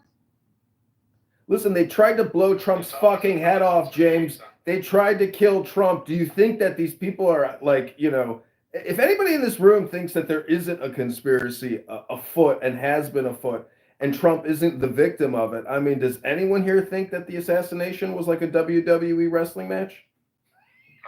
No. It cut his ear. They have photos of the bullet whizzing past his head, and the kid died, and he was a crazy. Where's the How scar? are you gonna say that was like manipulated? I'm being facetious, but what the fact is, there was a coordinated effort with Russiagate and so much other shit that it's too much information to even contend with this at this point. But Comey is a piece of shit, and if anybody here thinks that Comey's not a piece of shit, I mean, raise your hand. Put a 1 in the chat if you think Comey is a piece of shit and his daughter is most likely a piece of shit. Put a 2 in the chat. I mean, you can defend the legal profession all you want. These lawyers have a license to steal, and Comey's daughter is most likely a piece of shit. You have no problem talking You know about how corrupt it all is. In Guatemalan politics, this stuff happens every day, and you know it's corrupt, and you know it's not. Where, in Guatemala? Yeah. They tried to kill you, Issa. They tried to kill you. Me. But in America, you always call it a coincidence. They didn't know who they were fucking with. Well, that's exactly, Dio, you got a great point. It's always coincidence. It's always an accident. It's always uncoordinated or conspiracy theory. It's like, it happens all across the world. We're not immune to it. It's always corruption. Happens here. Even in Guatemala, where we're very incompetent, we're able to pull this shit, you know, so how would you not be able to? Well, do you remember the assassination of that fucking lady at her house, the former speaker of the House? That was done by a DMV. that was a private military corporation's employee. He was the CEO of a fucking, what do they call it, mercenary group. And then he walked up to a Democrat's house and shot her point blank in the head and then killed her husband. And then went around town looking for other other elected officials to go kill them. We're at an active war. Guerrilla warfare is happening. They are killing each other. Lauren Campero got shot. Ashley Babbitt got shot. That lady got shot. There's blood spilled. They raided Trump's house. They raided Giuliani's apartment. They raided The Department of Justice, Comey, Mueller. Mueller, he feigned at the end when they were asking him questions. He pretended that he had dementia. That's such a classic way to deflect. We said is to go, who's they? That's not a deflection. You said they. Who? It's the deep state, basically. There's two sides. It's Israel. It's not just the deep state. It's actually. They're on either side either. It's. I want to make that clear. None of us are part of it. It's actually. Two sides that we don't know that are fighting each other and killing themselves. I bet that Diego is not talking about. Pretty sure there are 8 billion sides. Yeah, that's the thing. Is it's actually individuals and people playing games with other people. And that's the problem. And that's Diego's point. It's not just individuals. It's not a coincidence that a private military corporation mercenary shows up at a fucking elected official's door with blue and red lights and the police officer and executes him. That's not a fucking coincidence. We really need to start teaching civics in public schools again. Yes. Why did they kill the Boeing guy? The whistleblower. Who is they? You know who they are. Wait, why did they kill Jeffrey Epstein again? They didn't. They did not kill Jeffrey Epstein. That was Epstein's alive on the island underneath the awning in the. They didn't kill Jeffrey Epstein. Listen, Epstein definitely had his fucking head ripped apart and then he was hung. The 3 minutes from the video stitched together. I mean, it's pretty conclusive that video footage they put out was fake. Of course, and you can see how the frame moves when you just clip out footage from a video, and you just see how it jumps in the numbers in the clock, but you don't see how it moves the camera. Here, the camera just changes the frame. Well, then it begs the question, though, if you really think everything they put out is fake news, I mean, and you're on here talking about it, like, do you still eat breakfast, take a shit, go to the gym, put your clothes on? Like, what are you going to do about it just by talking about it on a social audio chat app? Like, how big of a stroker are you until you realize that this is like a huge waste of your time? This is a woman, she doesn't take a shit. I mean, James, you're running for Congress again, right? Yes, I am, totally. And I will continue to do so until I sit that seat. I think, James, what's it been like going up against the local political apparatus in your area? It's actually not that hard. It turns out that nobody really knows who the fuck these people are when I walk around. It seems that there's a complete vacuum of power when it comes to the bottom, that people have no idea who their congressman even is. Yes, but that doesn't bode well for you trying to find the people that do care about who their congressman is, because those are the people that actually vote. Well, you would think so, but I came in second place through word of mouth as an Uber driver who just walked around telling people, hey, I want to be your congressman, and came in second place. That's because I told them I am here. Where they don't know who their congressman is, they only clicked it because the fucking little asterisk name. The fact is that if you go around and speak and you fill that void that exists, there is something to be grasped. There is a power to be grabbed. I've had that theory for a long time, that if a guy committed to just kind of hand-to-hand meeting the Americans in their district, they could gain a lot of political power. Yeah. And so, but James, do you think there's a federal political cartel which is controlling the national budget? There's 100% a federal political cartel. The guy that I run against is one of the people that is part of that federal political cartel. He's actually the reason why I've met him. I worked for him before as a staffer, saw how corrupt this fat fuck was, and decided, you know what, I'm going to take him down. My political campaign is not actually about winning necessarily. My name being on the ballot alone is a victory. When Jason Smith does something wrong, people call his office and say, hey, have you heard of James Snyder? And that makes that fucker move. It makes him do stuff. Just my name alone on a ballot. Good. That's the process. That's how it works. Even if you lose, you are making him a better politician because now he's got a threat. That's exactly right. So I use it as a tool, as a weapon. It's cheap. It doesn't cost a lot to get on the ballot. $300-400. So it's definitely worth the money just to put my name on there, even if I don't win, so I can have that political sway to say, hey, motherfucker, you're not going to fuck us over. It gives it gives the 12,000 people that voted for me a singular voice and name to recognize to this congressman as a threat. And you're running as a what? What party? Republican. You know, Diego doesn't. It's an 80% Republican district. So James, obviously, Diego doesn't vote. Do you think he's a hypocrite? yes, I think you're a hypocrite 100%. You should definitely participate. What's in it for me? I mean, Diego, you know how pathetic it is? I mean, how can you giggle like a little schoolgirl? You're not a patriot. You don't have any affinity to American history. You don't have any respect for this country. You're that big of a little giggler?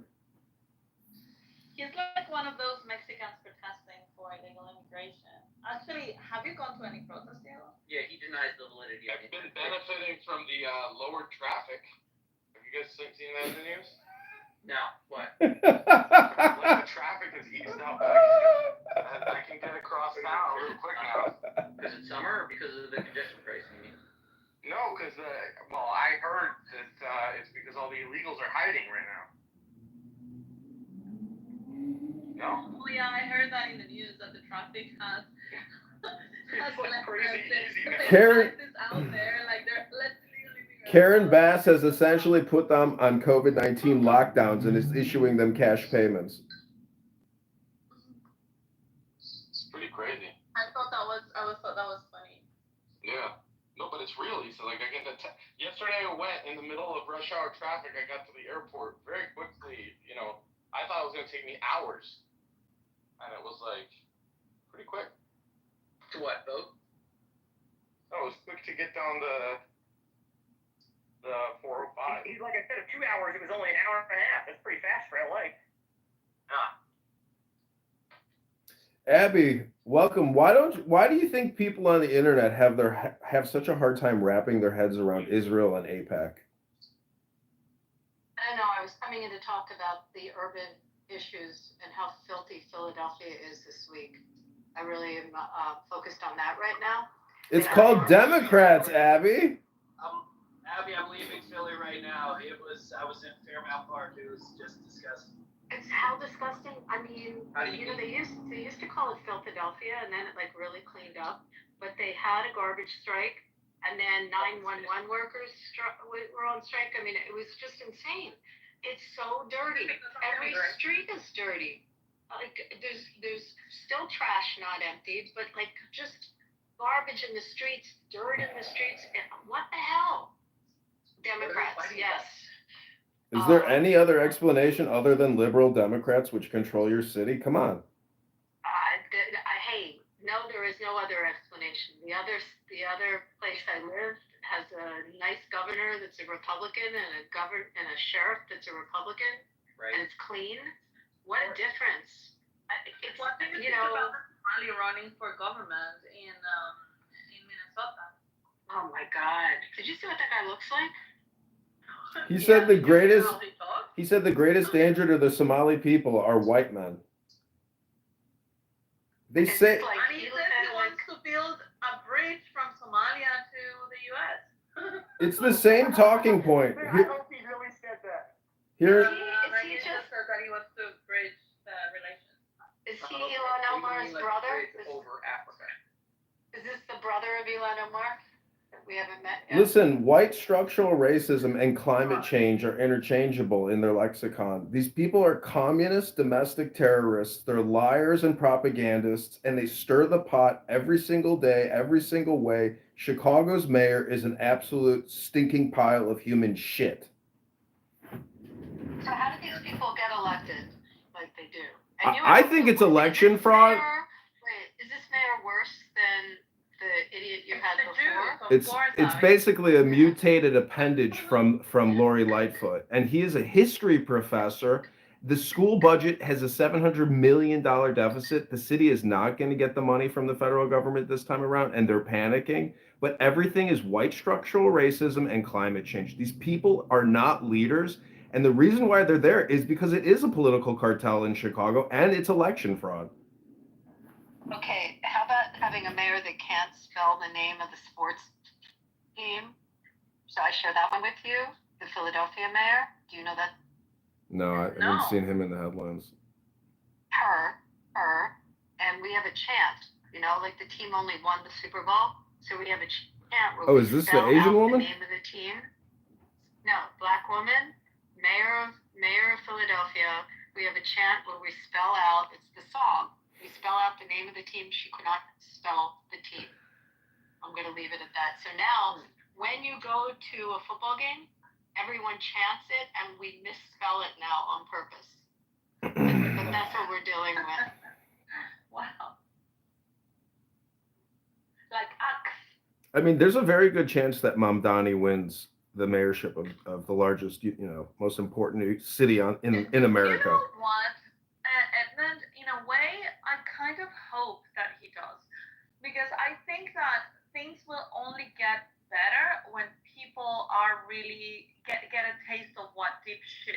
Well, Issa, you probably don't even know who the other candidates are. I mean, do you know who Curtis Sliwa is? Eric, the current mayor, and Cuomo says. Okay, well, what about the third guy? His name is what? Curtis what? Well, that's because the media doesn't want you to know who the third candidate is, and he's a Republican. Who is the third candidate? This guy's a patriot of New York City. He's fought for the homeless, the destitute, the raped, the murdered. Yeah, look him up. His name is Curtis Sliwa. I was looking at the numbers for New York, and it's a pretty close race. I mean, I think that a Republican could take. People are talking about him right now in this room. A Republican cannot take New York City.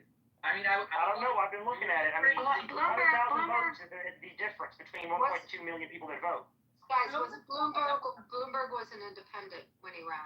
Just reminding you. Yeah. And Oh, a billionaire independent. Yeah. You can only. Giuliani ran as independent? No, Republican. Curtis is an amazing guy. I don't know if you guys know his story. El Normo and probably knows his story. Yeah. I know his story.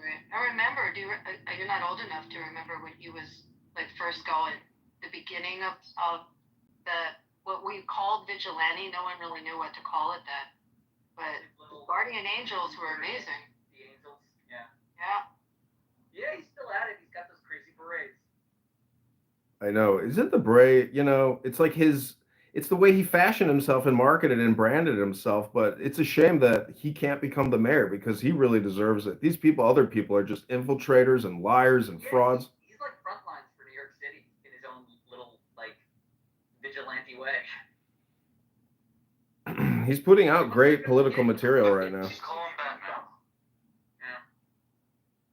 Yeah. He is like 1 percentage point lower than Cuomo. He's at 22. Cuomo's at 23.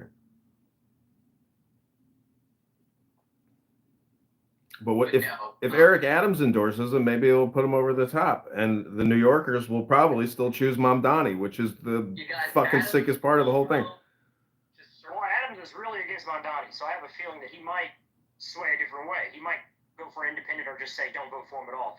If we can get 100,000 of the Democrats to not vote, then it's a close enough race. James, do you think that Cuomo can get people to just not vote for Mamdani? I don't think he has. I think that Mamdani is so bad that 100,000 people might not show up to vote for him. But the Republicans will vote to vote against him. I don't think so. I think if anyone even says that like the Democrats aren't going to turn out, they're just going to like turn the vote out. They're just going to show up. Like this is about like battleground. Mamdani is a move to be anti-Trump on the left, right? A big boisterous immigrant of a multi-ethnic background that could be gay. It doesn't really matter, right? He married his girlfriend off of Reddit. Yeah, but does that help Wall Street and the rich cats that live on Wall Street? Because he's a communist. That's a big fucking thing that's not going to help him with the Democratic Party. Communists want to take over. James, he's got the AOC effect. AOC endorses him. They have Bernie Sanders. They have so much social media power. I'm telling you, it's like mind control for these people. And once the youth is activated, the Democrats on Wall Street that exist, they are not going to vote for most of these liberal billionaire socialists will still love him and endorse him because they are so cucked and so brainwashed themselves, and they have so much money. I don't even think they give a fuck anymore. For them, it's all about virtue signaling and doing all this social equity, justice warrior, and social engineering. They're fucked. Yeah, there's moderate Dems that are coming out against him. It's not what you think. It's not all the Dems. I think it's in play. I think it's in play. I watch the New York papers. I see the politicians that I recognize faces of. They're working with him. They're not trying to stop him. Only Cuomo and Adams are in the little campaign, and the Post is desperate really hoping someone stops him. It looks like he's coming. He's coming like a train. Unless you guys can stop it, it's happening. Abby, you could just look at the cell phone analytics and all the online analytics and do the correlation with all previous elections for historical relevancy. I'm telling you, he's going to win this election. And that's why I'm asking James, at what point do you think the Second Amendment comes into play and political assassinations start taking place in this country? Second Amendment. Yeah, that's a question that I'm obviously never going to answer there. That's a crazy question. Yeah, that's a crazy question. I will tell you that I do take the train up from Philly to go to New York, to go to shows, and to go shopping. Once he defunds the police, I'm going online for my shoes. Like, and I'll see my theater somewhere else. There's no way would I be comfortable walking around Manhattan at night if he defunds the police. Wait, how is it a crazy question if the patriots of this country killed thousands of British in order to revolt against the tyrannical government? Abby, when do you live in a pile of shit in Philadelphia? You live under a tyrannical government. Yeah, but I won't even entertain or dignify what you're asking. So well, people do ask this question. It's called the Second Amendment, and they want to take your gun rights away. Mamdani is going to take your gun rights away. He's going to tax you to death. He's going to steal from you. I don't live there. I don't live in New York. I know, but what? Have their issues. The point is. New York. By the way, New York doesn't have any guns. Yeah, they don't have guns. Just the criminals have the guns. The criminals robbing people, murdering people. I wouldn't live there, and I pay taxes in actually I don't pay state taxes because I live in a state that doesn't have income tax. So I don't know. I don't know how New Yorkers. Abby, do you think denaturalization? Do you think denaturalization is cruel? Does anyone know what the numbers are? Maybe Norm knows this. Of the exodus to Florida and the exodus to different states out of New York, like how many have it's cost hundreds of billions, and over 50,000 New Yorkers have moved to Florida. I did look that up recently. There was some chart that was showing like the shift. There was a big exodus, but as I understand it, the numbers are starting to come back, at least percentage-wise of people that move into the city. So I don't know the exact number, but I did look, and they're coming back. Like, the real estate developers are sitting on a bunch of property, and they don't want to lower the prices. And the government is trying to do something with the housing. Plus, they're trying to be a shelter city for the immigrants. They're working on a lot of different things. New York City never sleeps. No, did New York lose a congressional seat too because it had such a population leave? Yeah, and what do we see? California's probably going to lose 4 to 5 of them, James. I don't know if you already talked about that article that you had about Newsom taking the land for low-income housing, but we see it. And I'm in a border state to California. I mean, we see it in Nevada. There's so many Californians that moved in there, and more will come. They're fed up. And these unfortunately, it's making us a little more blue than I'd like us to be because, these are pissed off Democrats. Strategy, I think. Yeah. Right next to California, you got all that. Yeah. Right. But it's pissed off Democrats. It's happening in the northern part. People are leaving San Francisco and going to Tahoe in that area. And people are leaving LA and coming into Vegas. But absolutely, we were having to build an elementary school every 8 weeks. That's how many people were coming in. No, it's crazy. 8 weeks? Yeah, it was $5,000 a month. So I'm looking at the Communist Control Act of 1954, and it says communist front organizations must register, but failure to comply with the registration requirements could result in penalties, including fines and imprisonment. So when do we start arresting communists in America again? We don't. It's against the law. How is it against the law when we have a federal act giving us the legal supremacy to do these things? If Trump doesn't start taking action and his government doesn't start taking action against these political frauds and the political cartels in this country in these sanctuary cities, he's going to bleed them dry by not giving them funding, and that's going to cause incredible chaos. But I say just arrest these motherfuckers. Can't do that. Why not? You arrest them, you charge them, and you cause punishment through the legal procedure. You're a lawyer. You know it's called lawfare punishment. It's also called the First Amendment. Sorry, bud. Yeah, they have a right to be communists. There may be some type of legal argument to say that they can't organize a communist type of red revolt against the sitting government in an intention to destroy it. That you could argue, but just them being communists is not illegal. I know, but putting them through lawfare and dragging them into court is the punishment. Don't do that. That's called vexatious frivolous. And that doesn't happen every day of the week in this country? It's called abuse of process, and you don't do that. You don't do that. Oh, sure. So what about Trump and Russiagate and the never-ending legal problems they did against Trump? John, I understand what your point is, but we're better than them. We believe in the Republic. They do not believe in the Republic. John. This is the exact difference between the left and the right. The right does have their sense of boundaries, which they, through self-control and maturity, do not cross. And the liberals are of the opinion that the boundaries were designed badly, that they gerrymandered around certain interests, and they have no respect for the boundaries. That's why they push and develop and progress. Okay, you think the Democrat industrial complex and these progressives aren't doing exactly what I'm describing to you, you schmuck. No, I'm saying they are, and the Republicans won't because they have a backbone and they stand for something occasionally.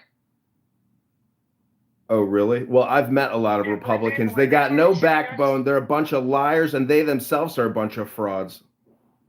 If they started organizing to start killing us, we would not organize to kill them back. We would organize to arrest them and then hold them into justice. We want them inside the Republic system of justice. Outside, it doesn't work for us. And that's why you'll lose. You say we lose, but our country's still standing and we're still here fighting. So when have we lost? And we give it to the liberals for decades at a time, and the country still stands. Who's fighting? Who's fighting? Me specifically, I am running for office using my name as a political weapon to ensure that our republic still stands. Maybe the rest of you aren't. And I find that to be appalling, but I fucking am, and the people I know am. Well, I lived through 2020. I didn't see nobody fighting. Well, moving from political rhetoric, Mixed, when you look at the actual financial prospectus of the future, which is nothing but borrowing and spending to fund these runaway pensions, how do you think this is going to end? Oh, that's simple. The way it has ended historically. Jubilee. Yeah, that's what I think too. Yeah, really? You think they'll do that? Yeah, I think. No.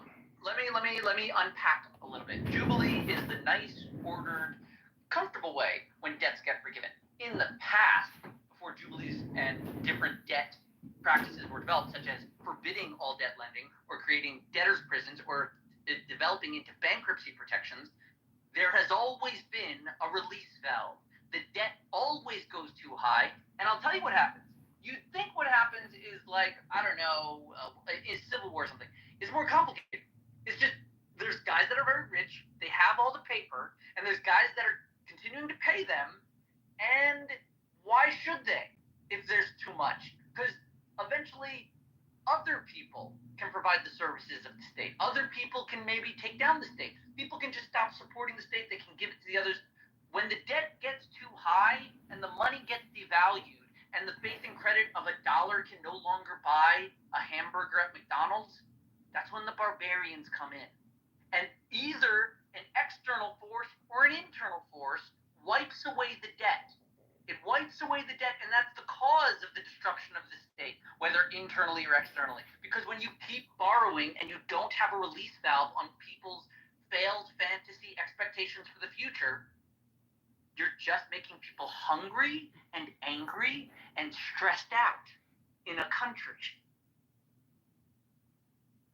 So what's the fine balancing act between having absolute destitution and high crime rates and super high debt? Like, what's the optimal mixture? The Jews have the answer. It was given to us by God. You just have a release valve every 50 years. Debt forgiveness. Nobody has debt. 50 years? Yeah. A 50-year cycle. Meaning every 50 years, all debt is forgiven. Which means, practically, from a banking perspective, speaking as the Jew here, you can schedule all of the debt. So what do you think, like 2050, 2051 is the Jubilee? That's pretty far away. First of all, Jubilee in the modern context just means like a debt forgiveness. But strictly speaking, it's more like bankruptcy, and it's a schedule. It's designed so that all of society is without debt in the 50th year. And that the small debts are given. Even the American court system has concepts of Jubilee in their bankruptcy law. I'm just saying that that's a big run. The value of the schedule is that when you know that your debt will not be collectible past year 3000, right? Like I give a loan in 2051. In 3000, like it's over, right? So the value of that is that in 51, you know that's a very long-term debt. We can give a low interest rate because it can go on forever, and if you pay it back faster, you'll owe less, but you can take more time because the interest rate is still running. So what do I care how long you take it? Well, McZed, yeah. I'm pretty sure nobody here has a DeLorean to go to 2050, but let's say we're at 100 trillion in debt in 2050. From a proper economic model, do you think right now in 2025 we should just continue what we're doing and not turn back? No, I think that some of the moves Trump is making, like I just saw today that Trump said he's like cutting like $9 billion or something. I think those are all good. Like you should. I know, but we're still accruing $2 trillion in national debt every year. So it's just the numbers aren't there. Like they're not turning the ship around. They're not slowing spending. And the next administration's not going to, and the next Congress isn't going to. They're just going to keep borrowing and spending. Well, also that debt is not like it's to everybody else. That debt is to us, the people. That's the government borrowing off of our dollar. No. Not always.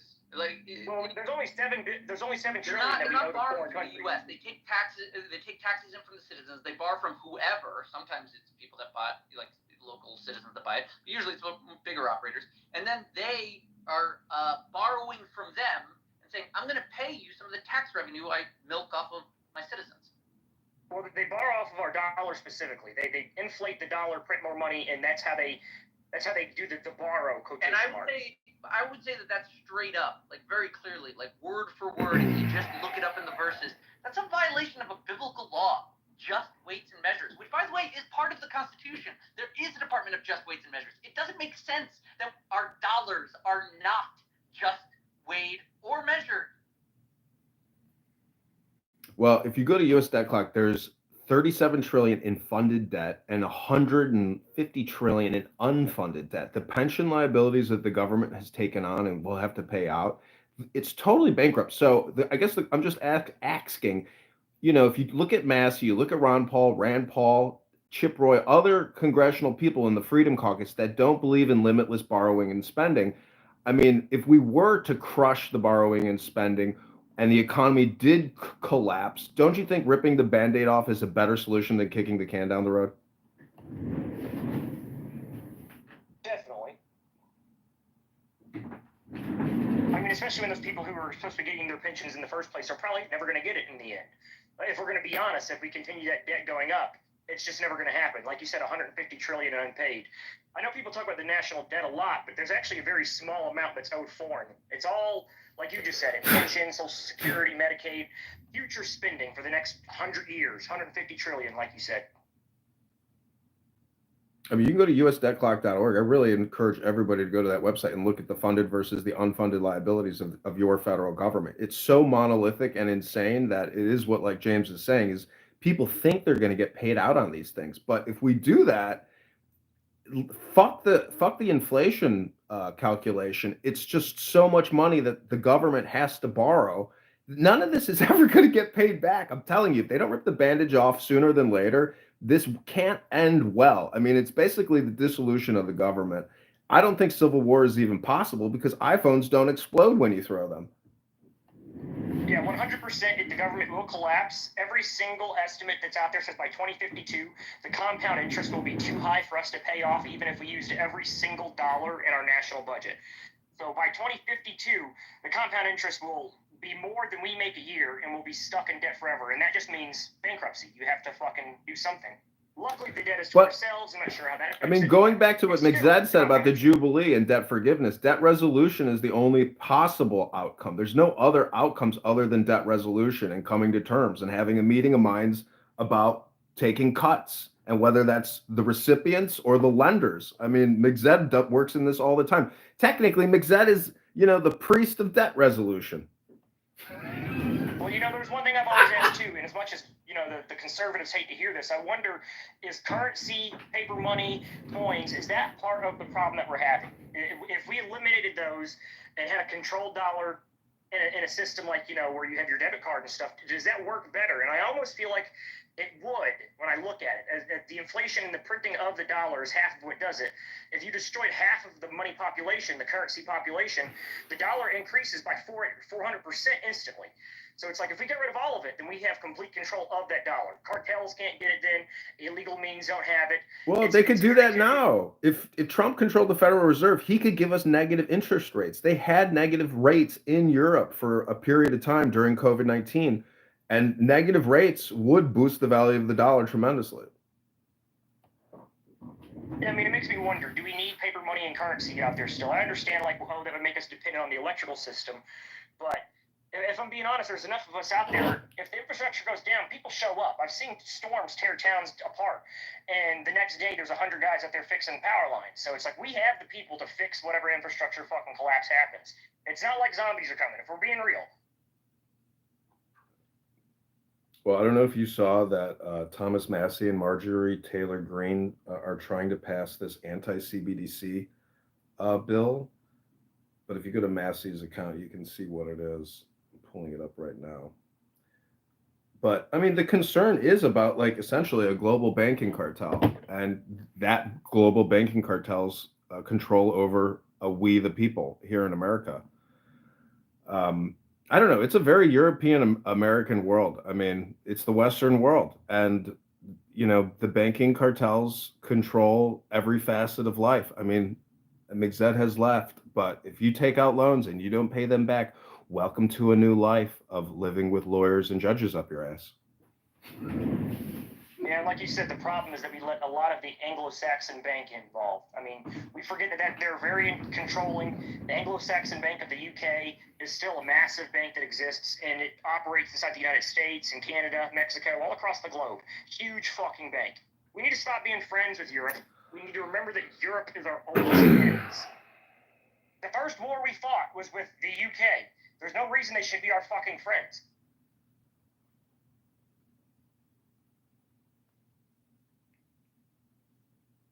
As George Washington said, we should not continue alliances beyond a temporary effect of what America values. It's amazing stuff. I mean, we should only be the ones that benefit from it, and once the alliance is broken, the benefit, it doesn't matter anymore. Military alliance should not stand. He preached against standing alliances, and that includes with the King of fucking England. Most explicitly, the King of fucking England. In America, there are 42 million food stamp recipients. 37 million Americans are living in poverty, 27 million without insurance. The debt per citizen in America is $108,000 per citizen, and the debt per taxpayer is $323,000. So that means there's like one to three, meaning that there's only so many taxpayers. 2 out of 3 people are actually taxpayers. The Doge clock has saved America $559 billion. The savings per taxpayer is only $4,900. So, I mean, welcome to Debt America. When does this jubilee happen? Where's Mixed? Well,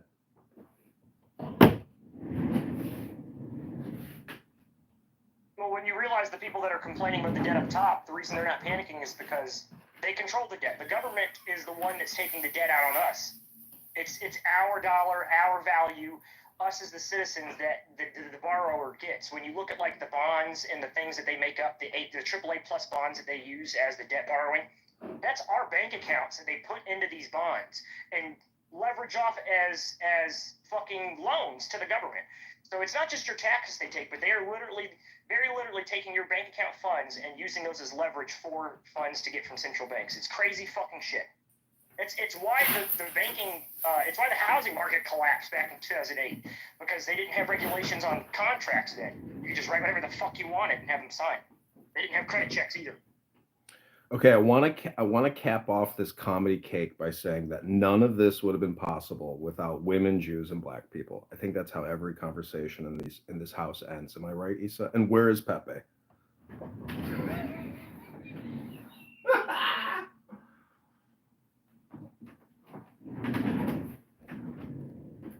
So this live stream has been going for 2 hours and 27 minutes. I think we have like touched every topic under the sun. For me, it's all about having this conversation about a million different things under the sun. But let's admit it, that this is all just content and entertainment and comedy.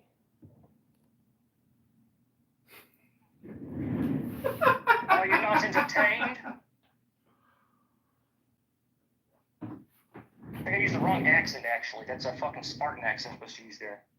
I used a British one. Close enough. Russell Crowe's fucking British. So Caleb, who won at Topgolf? Were you the high scorer?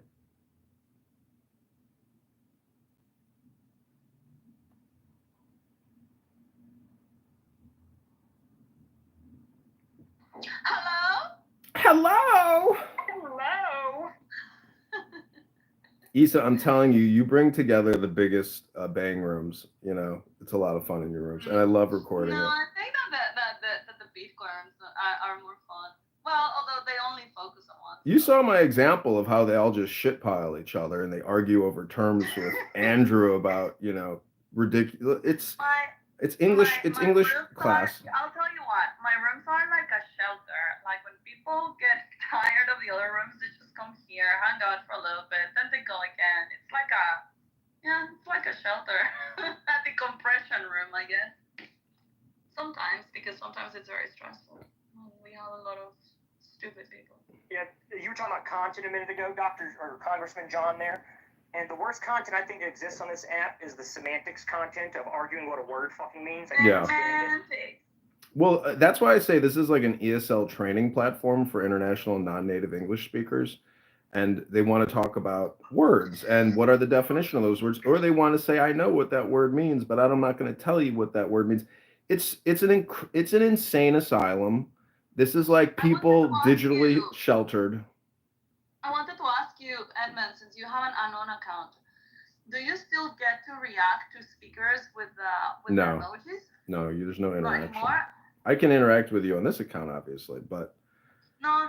But I mean, when you're an anon, like I remember when they first launched them, they could do GIFs and they could do reactions. oh, you can change your emoji. That's one way to differentiate yourself. Is just No, your regular change emoji. emoji, yeah. But what I mean is like this, for example. Can No, they react on no. speakers? Because initially they could react. Elle has a plus account. El Normo, have you used Anonymous and enjoyed being anonymous in a room as opposed to not speaking in a room but just listening? To be honest, It's not, because honestly, when you can't speak, it changes the experience for you. You're just a recipient of communication and you can't speak back. You should try it because you talk a lot. No, I can't because in Europe they didn't launch it. It's just for US and Canada. Oh, that's too bad. Yeah, they don't have it here in Europe. Is it in the, well, you're using iPhone, right? What? Are you using iPhone? Yes. Yeah, try getting a burner account in Android. That's probably the reason why. No, in Europe they don't have it. Okay, I'll leave it at that. Dr. Pepe, welcome to the room. This is Barely Friends. Epstein was objectivist. Dr. Pepe got roasted so badly. Dr. Pepe? Oh, what's the name of the drink, of the purple drink? Scissor. No, it's Dr. Pepper. Dr. Pepper. So this is Dr. Pepe, and he even is purple. Look at his photo. Pepe, man, you were in that room yesterday. What was it, Lisa's 420 lounge yesterday? And, you know, you were being rather polite relative to other times, but then they roasted you badly. And they said that you're a racist and you're poor white trash. That's fine. It's what happens when you go on a stage where people, you know, have much different beliefs than you. What do you think is so differentiating about your belief system, Dr. Pepe? Well, they're just like out on a mission to. What they were implying the whole time is that it must be that Trump is on the list and he somehow, I don't know, did something bad with children, but you know they didn't have any proof. And it's like, dude, I could come up with a million scenarios about a bunch of different people. Possibly, the British, a lot of people say Israeli, could even be in our intelligence services. I have no fucking idea. Neither did they. I just wasn't willing to commit to saying, oh yeah, it must be, to even say that I had an answer for them not releasing it. I just don't fucking know. The real conspiracy is that Donald Trump met with King Charles a year ago to discuss joining the British Commonwealth, and now all of a sudden the Epstein list doesn't exist, and Prince Andrew was part of the Epstein list. I think there's a deep connection to MI6 and the King of England. MI6? Well, yes, the British CIA is. Canada Intelligence Agency. So all of them, I mean, everyone is involved in this. it's a big They're world. the Western conspiracy, 100%. It's a big world, you know, and we just live in a little bubble here, I feel like, in America. And we're not necessarily... You know why Prince Andrew wasn't prosecuted? Because he has something called sovereign immunity. In our country, apparently, the king can come over here, he could shoot a baby in the face, and we could not prosecute him. What the fuck? Well, it's a little bit like ambassadors. I mean, you know, they get their special little license plates and immunity. Well, an ambassador doesn't get sovereign immunity necessarily. Sovereign immunity is reserved for like the heads of state, so presidents. But you can get diplomatic immunity even if you're not a diplomat. But if you commit a crime, like I don't know, like in Japan, for instance, there was a guy who I believe he beat the shit out of his wife, and he did just egregious shit. And Canada wanted to prosecute. Japan said, "Yeah, go ahead. We're looking at this immunity. You can do it." Well, there is a difference in diplomatic immunity and against sovereign immunity, which we have in our law specifically. So we have a specific clause called sovereign immunity, which grants prosecution and civil immunity to the King of England, the King of Spain, the Prince of France, because apparently the President of France is a prince. I didn't know that. But those people are explicitly named in the sovereign immunity clause. It's fucking crazy shit. Where they can commit any crime they want on foreign soil or on this soil, and we could not prosecute them. I'm not sure why we did it, but George Washington's in his grave fucking trying to fight out with his wooden teeth.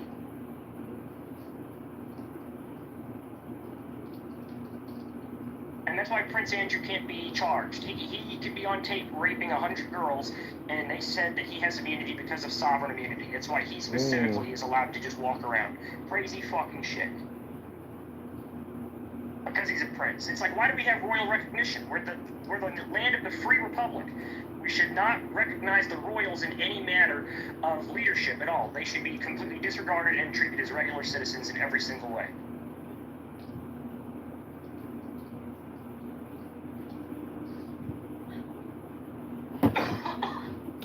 Well, anyways, you know, James, what's the last good book you read?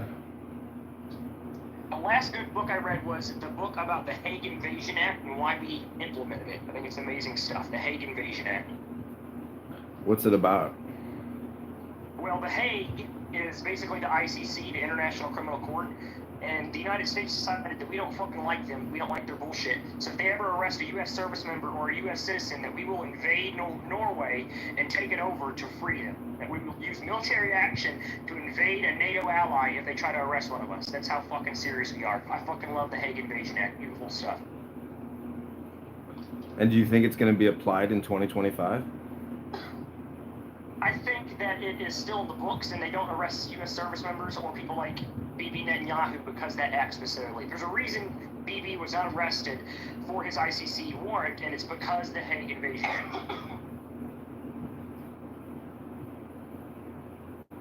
Look it up. I'm telling you information. It's good stuff. It's amazing stuff. Fascinating. So, Dr. Peepee, what's the last good book you read? You ask me this question like all the fucking time, dude. Shut up. So what are you going to do today, Dr. Peepee? What's on your to-do list?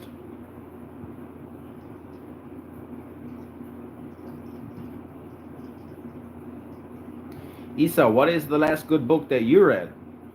I am currently reading one very good one from Joe Dispenza. I don't know what's it called in English. It's called Deja de ser tú. I think it's like stop being who you are. I don't know what it's called. El Normo, what is the last good book that you read? It's called Breaking the Habit of Being Yourself. That's what it's called. James, how much more do you think Russia can take until they finally decide to detonate a nuclear bomb? I don't think they have functional nuclear bombs. What? Are you fucking shitting me? it has been observed since the 60s on the surface, and they say they do it underground, and Pakistan says the same things. I think there's a lack of evidence that they have active ability to make the nuclear bombs and use them underground. Or at least weaponize them on missiles. Wow, dude, I think you're way off on that one. I think the lack of evidence comes from their lack of using it, to be honest with you. Well, you know, who am I? I'm just a loser on a social audio chat app, chit-chatting. You might know a little more than I do. We have the Moab, we have nukes, we drop both. We will drop them. We have no problem because they're functional. We can prove they're functional by dropping them. If they really, I understand the Tazar bomb, whatever the fuck they call it, back in like the 60s, 70s, 80s, whatever the hell it was. That's the last known massive nuclear test they've done above ground. All the other ones are underground. It's called the Tsar Bomba. The Tsar Bomba. But that's the last one they've done like above ground. Everything else is underground. Post USSR, we haven't seen Russia actually do a nuclear test above ground. So I just doubt that they have the actual capability. Well, if there was one secret that the former Soviet Empire would want to maintain, it would be their nuclear power. Don't you agree? It would be true if the nuclear power was inside of Russian territory. It wasn't. It was in Ukrainian territory. It was in Kazakhstan, the one that Borat pretends he's from. Most of the nuclear arsenal that Russia even continues to have today, except for being up there in that giant graveyard, is in Kazakhstan currently. They have the operational ownership of their missile silos, but I don't think they're operational. Just like 6-7 months ago, we saw where Russia had to invade Kazakhstan because they apparently had a coup. James. And they had to come in and quell the coup. James, I hate to break it to you, but you do realize that Russians and their IQ with regards to math and science is very high. If you think that they're not fully invested in having a powerful arsenal of nuclear weapons, I think you might not appreciate just how intelligent the total IQ of Russia really is. IQ is a wonderful thing. The lack of infrastructure and ability to create that IQ into something tangible is different. What do you think they spend all their fucking hundreds of billions of dollars in revenue from all their oil and gas? What do you think they spend it on? Doing in Africa? Wagner's trying to secure uranium deposits in Africa, and we kill them all the time for it. We ensure that their uranium deposits are either protected, they're taken away, we find out where they're doing it at, and we ensure that we take it over every single time. They use Wagner for whatever reason, but we've killed them over 30, 40 times, taking over their sites that they have to stop their ability to harvest nuclear material. And now there's places in like the Middle East that also do it, but I doubt that places like Turkey are going to give nuclear material to Russia. Dude, have you seen how big Russia is? You think they can't harvest uranium on their own fucking soil? I think if they were, we would see evidence of it through satellite photos. Siberia is not being harvested out. That's just a fact. It's still just a fucking wasteland. There's occasionally... Listen, my point is Trump is sending more weapons. I don't know, did you see the interaction, the difference between Hegseth and the director of the CIA when Trump announced that they're sending Patriot batteries and more weapon systems over there? The CIA director was very relieved to hear that. So I'm just asking you, as we the taxpayers, we the voters, we the debt slaves of this country, how much war is too much war for America? When does the never-ending war end? I mean, if it shifts from Iraq to Afghanistan, from Afghanistan to Ukraine, you know, how much is too much war for we the people of America? Yeah, as long as we have a volunteer military service, then no war is too much war. People continue war forever as long as we have that system. People volunteer for a reason, for war. And we have the strongest standing national military because of that exact thing, for war. So there is no such thing as an end of war that we're going to accept. I think that America intends to continue war forever and ever as long as there is an enemy to combat.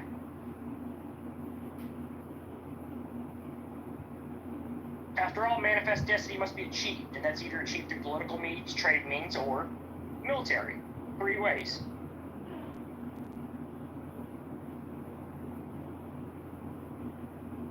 Yes, I do believe deeply in manifest destiny. As George Washington himself did. I think he is the founding father and the person that we should all look to as citizens when we desire for a country to be better. Listen, I'm kind of a devil's advocate. I believe that there's not a speck of dust out of place in the whole universe, so that means that like perpetual war is most likely the optimal situational, awareness. Otherwise you get caught with your, pants down. So Thanks for answering all my questions, and I hope everybody in this room, has a great day. Health, wealth, love, peace of mind, happiness, and strength to you all. And, strength and courage, peace and strength. And I hope everybody here, has a great day. Yeah, as long as the bandits exist right outside the campfire's light, then we're always going to need, spears to fight them off, period.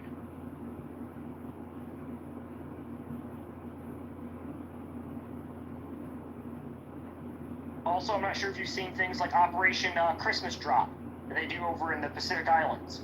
Right, we use a B-32 bomber to drop Christmas presents to the islands over there. It's a tradition that we've done since 1956. So we use weapons of war for something good. It's amazing. We drop medical equipment. Our enemies, as much as they threaten us, they do help us advance into a way that we can help ourselves better, stay protected from them and the world itself, and make the world a better place. It's good stuff. They're the reason we have these airplanes. They're not just for war.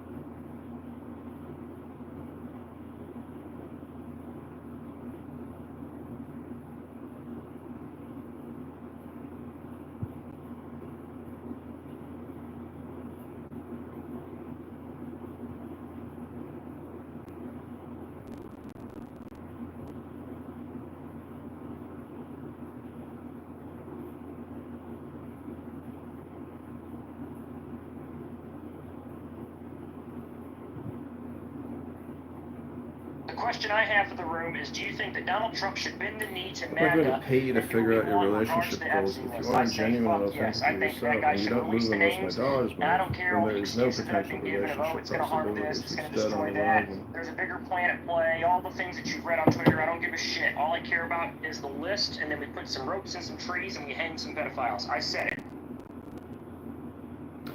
I mean, if we were to hang pedophiles in this country, do you know how many millions of people would have to get strung up?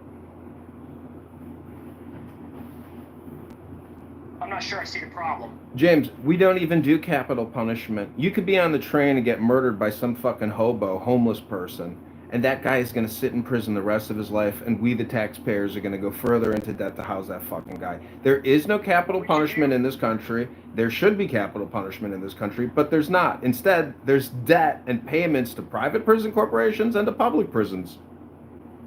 Well, Obama removed that as a capital punishment crime as well. I'm not sure if you know that, specifically sex trafficking and pedophilia. It was at one point, but Obama specifically removed those two clauses from the federal death penalty. What I think we should do is we should add those clauses back. We should take Little St. James, which is Epstein's Island. We should pave it down, plant a bunch of oak trees, and then from those oak trees, we hang the corpses of the pedophiles and warn them, hey, this is what happens in the future. I want that to be known as Pedophile Island, and I want their corpses to hang from the trees forevermore. Through all lawful means, of course. Obviously, after capital punishment and procedure happens, where they've been found guilty and then hanged in a lawful manner. I'm not talking about vigilante justice. I'm talking about actual justice of our country and nation. Well, I don't know. There's there's a lot of organizing effort required to do what you want to do, and unfortunately, there are no organizers or mass movements, nor does the government, nor does any system actually ever going to do what your projection suggests. So, all I could say is, improve yourself, improve the world. I'm not sure I've heard that argument before. There's no type of structure that's going to do it. There's no organization. There is. It's called the United States government. All you do is make sure we get the right people in the prosecutor seats to do the fucking job. Obviously, if you vote for the correct people, then you can change the law. I'm not sure why people have this idea of disconnect between the power of our country and themselves, but you do have power. You are the most powerful person in this country. You are a citizen of a republic. That's a core foundation of a republic. There's nothing stronger than a citizen of a republic. There's not a king on the fucking planet that has more power than we as the citizens. And it's why you have to act with that power. And that means that you have to be involved, you have to run for office, vote in office, ensure that you vote for the right fucking people, because if not, then you get pedophiles in charge with islands full of kids. Yeah, well, that's espionage, and unfortunately, you're not a lawyer. And when you go before the high court and you realize that you're just a piece of toilet paper, then you'll realize, you know what, I should also probably have a Juris Doctorate so I can be credentialed and represent myself in this court of law with a little more respect as opposed to just being a citizen. Yeah, I disagree completely. I think a team of lawyers is the most powerful thing that you can have. There's no reason for you to learn the law. Somebody else has already done it. You are, as a citizen, have the power to empower an attorney for yourself, and that person can be the largest expert that you can find.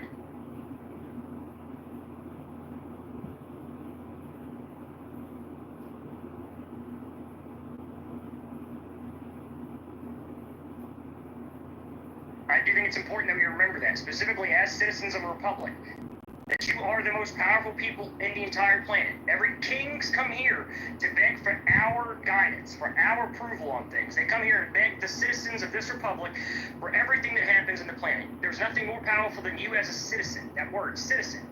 Don't let them take it away from you, make it mean nothing. It's not a person that exists in the world. It is a structure of this republic. It is an official government position, a citizen. So, James, how do we, the people, limit lobbyists from essentially padding the pockets of every congressperson so they keep passing omnibuses and sending us $2 trillion a year further into debt? I would say the easiest way to do that would be to ban lobbying completely, remove all the money from it, and allocate money inside of a federal system that is given to each candidate, and only you're allowed to spend that money. $20,000, here you go, you're a candidate, this is what you can spend, and you're not allowed to spend more, you're not allowed to take donations, you're not allowed to get paid. You have this set amount of money that the government is giving you to run for Congress, run for Senate, run for president, and that's the way it should work. It should not be allowed that unlimited money, because then you get the pedophiles who have illegal money funds that come in, and then they run the country. How is that a true republic then, if you're going to limit people from being free to spend their money how they want to spend it? I'm not sure why you think that's something that's part of a republic. Well, it seems pretty free to me if you're allowed to freely spend your money however you want to do it, if it's to buy political... You're allowed. Yeah, nobody has said anything about banning political PACs or organizations that operate outside of a candidacy. I'm specifically talking about the money that a candidate gets for his funds. That there should be a limit on that specifically. There is limits on that specifically for each donor. But what I'm talking about is that the political candidates should be given funds by the government, and only they can use those funds to function their campaign. Now, if other political PACs outside want to take money and do extra political stuff, that is completely okay. You want taxpayers to fund the candidacies? Yes, 100%. I think as a republic, that's probably the most important thing, is that we get the best candidates funded, and that every candidate is funded to be able to do it. You want representation, then we need to make sure we fund representation. Well, I just find it a little crazy that we taxpayers go to work to fund the campaigns of political, candidates, and then how do you determine who gets the funding, from the taxpayer pool? Yeah, there's a thing called party selection. I'm not sure if you realize it, but each state has something called party selection. They also have something called where you get, if you want to run as an independent, you have to collect an X amount of signatures. If you collect 500,000 signatures, I think that you've earned the right to run for an office. Yeah, 100%. Well, James, do you think there's a speck of dust out of place in the whole universe? I'm not sure the question and the meaning of the context. It's a spiritual, philosophical question. Do you think that there's a speck of dust out of place in the whole universe? Meaning, do you think that the situation is not already perfect? The situation is not already perfect. No, not at all. The republic needs improvement, 100%. So what would be the top 3 ways to improve the republic? The top 3 ways to improve the republic is to make sure that we understand the civics of what a citizen is. People have lost the meaning of the word. I know we hate the semantics of it, but being a citizen is not just a word to describe people in the world that exist. It is a very specific, lawful term inside of the structure of this republic and most republics. It is the top government official that exists.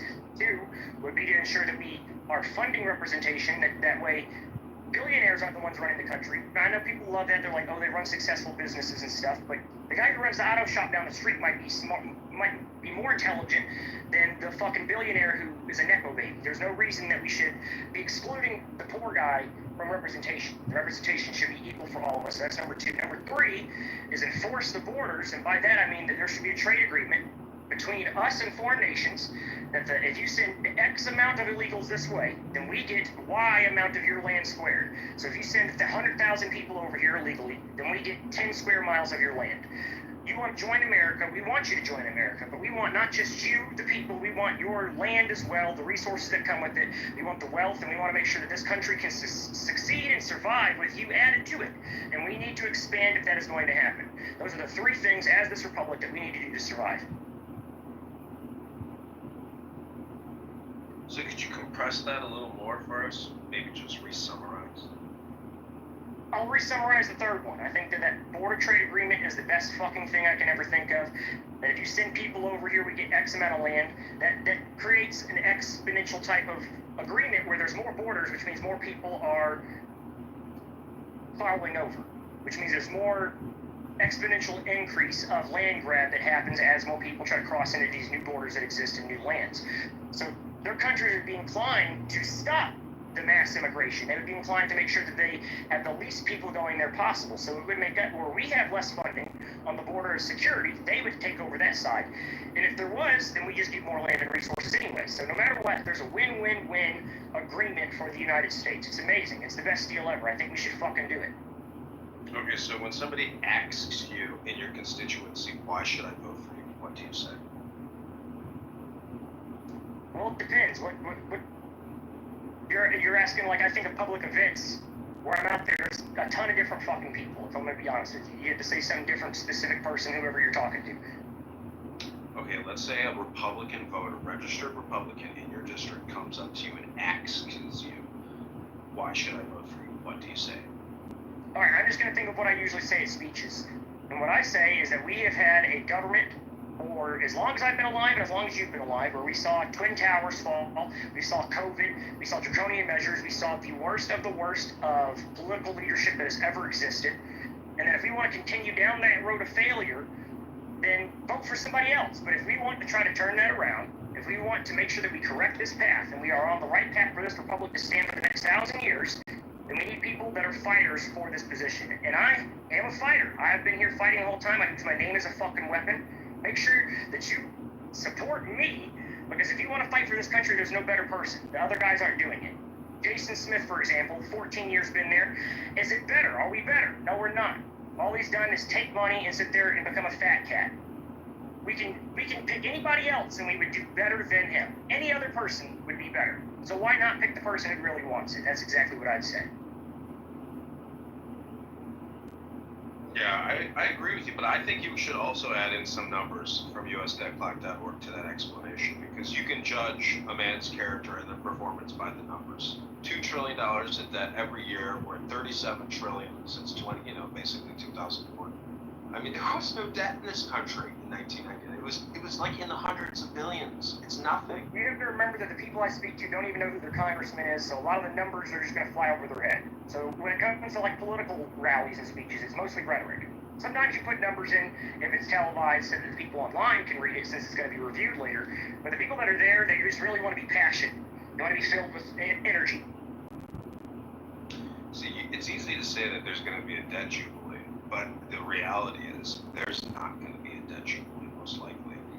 The chances of it are very small, relative. But if you look at how much debt has been accrued since 2000, I mean, the only reason why we don't have hyperinflation is because the world reserve currency is the US dollar. They can't deconvert us basically fast enough. Everything is denominated in dollars. The entire stock market, hundreds of trillions are denominated in dollars. So we do live in this very protected bubble and island, which hasn't been broken economically or fiscally, but it's basically already here. And I don't know, when you look at the actual numbers, even at 107,000 per citizen, or 300,000 plus per taxpayer, I mean, if everybody had to cough up $300,000 who was a taxpayer right now, it would be the ultimate bankruptcy, because we're totally in debt. That's what the negative $300,000 per U.S. taxpayer is. So unless borrowing and spending stop and are significantly cut, I mean, we're the biggest hypocrites and the biggest liars. I mean, the whole Congress, everybody, if they looked in the mirror, they're just stealing. They're stealing from the country. They're stealing from every single taxpayer, every single voter, every single month. It's wild. Well, one thing that I don't think you got right there is that it's not that we would owe $300,000. It's that they would owe $300,000 to most people. I mean, they have to pay out the pensions, the Social Security, That's what that debt would be paid out if we had to pay the debt off right now at this exact moment. It would be Americans receiving money. They'd be receiving pension payments. They'd be receiving Social Security payments. Look how much the borrowers, or the investors essentially, China, Russia, Japan, UK, everybody's invested in our government by essentially lending to it. Well, do you remember the Social Security scandal that just happened where there's like 2 million fake Social Security accounts that are collecting on auto pay? The reason that is such a problem, remember they stopped talking about it because they're like, it's going to collapse the country if we do it. The reason why is because those payments that are being sent out to these bank accounts on auto pay for dead people that don't exist are then, like I said before, collected into AAA bonds and used as leverage to borrow off of. So they, like you said, have stolen from us. They put it in fake accounts and then use that money to borrow so that they can screw me and you over off of our dollar. It's fucking bullshit. That's why I love Elon. Thank you for Elon. Medicare, Medicaid fraud is $100 billion a year, and that's providers doing fraudulent billing. $100 billion a year over 25 years. That's 2.5 trillion fucking dollars. That's a lot of fraud. Well, if you look at Medicaid fraud, nursing home fraud, Social Security fraud, and all the other frauds that are combined, $1 trillion a year is stolen. That's 1/6 of our total U.S. national budget is literally stolen in fraud. Not taken and misspent, stolen. Stolen away, enough to fund entire countries. There's countries that have less than $1 trillion spending that we're funding criminal enterprises with. It's crazy fucking shit. And then they say stuff like, oh, but if we get rid of the fraud, hospitals will collapse. I'm like, why do these hospitals depend on the fucking fraud? I'm confused. Why are they so dependent on fraud payments to exist? It's funny, everybody keeps talking about these rural hospitals, how they're going to shut down and people are going to die. That means that they were only operating because of federal funding, Medicare, Medicaid. Without the free money, they don't even run profitably. So, essentially, they're committing fraud. Yeah, they were existing on fraud. And I'm not sure fraud is a good excuse to go like, oh, we need hospitals up. We can figure out a different way to fund it. If you stop fucking robbing us, we can pay higher personal property tax and fund it that way.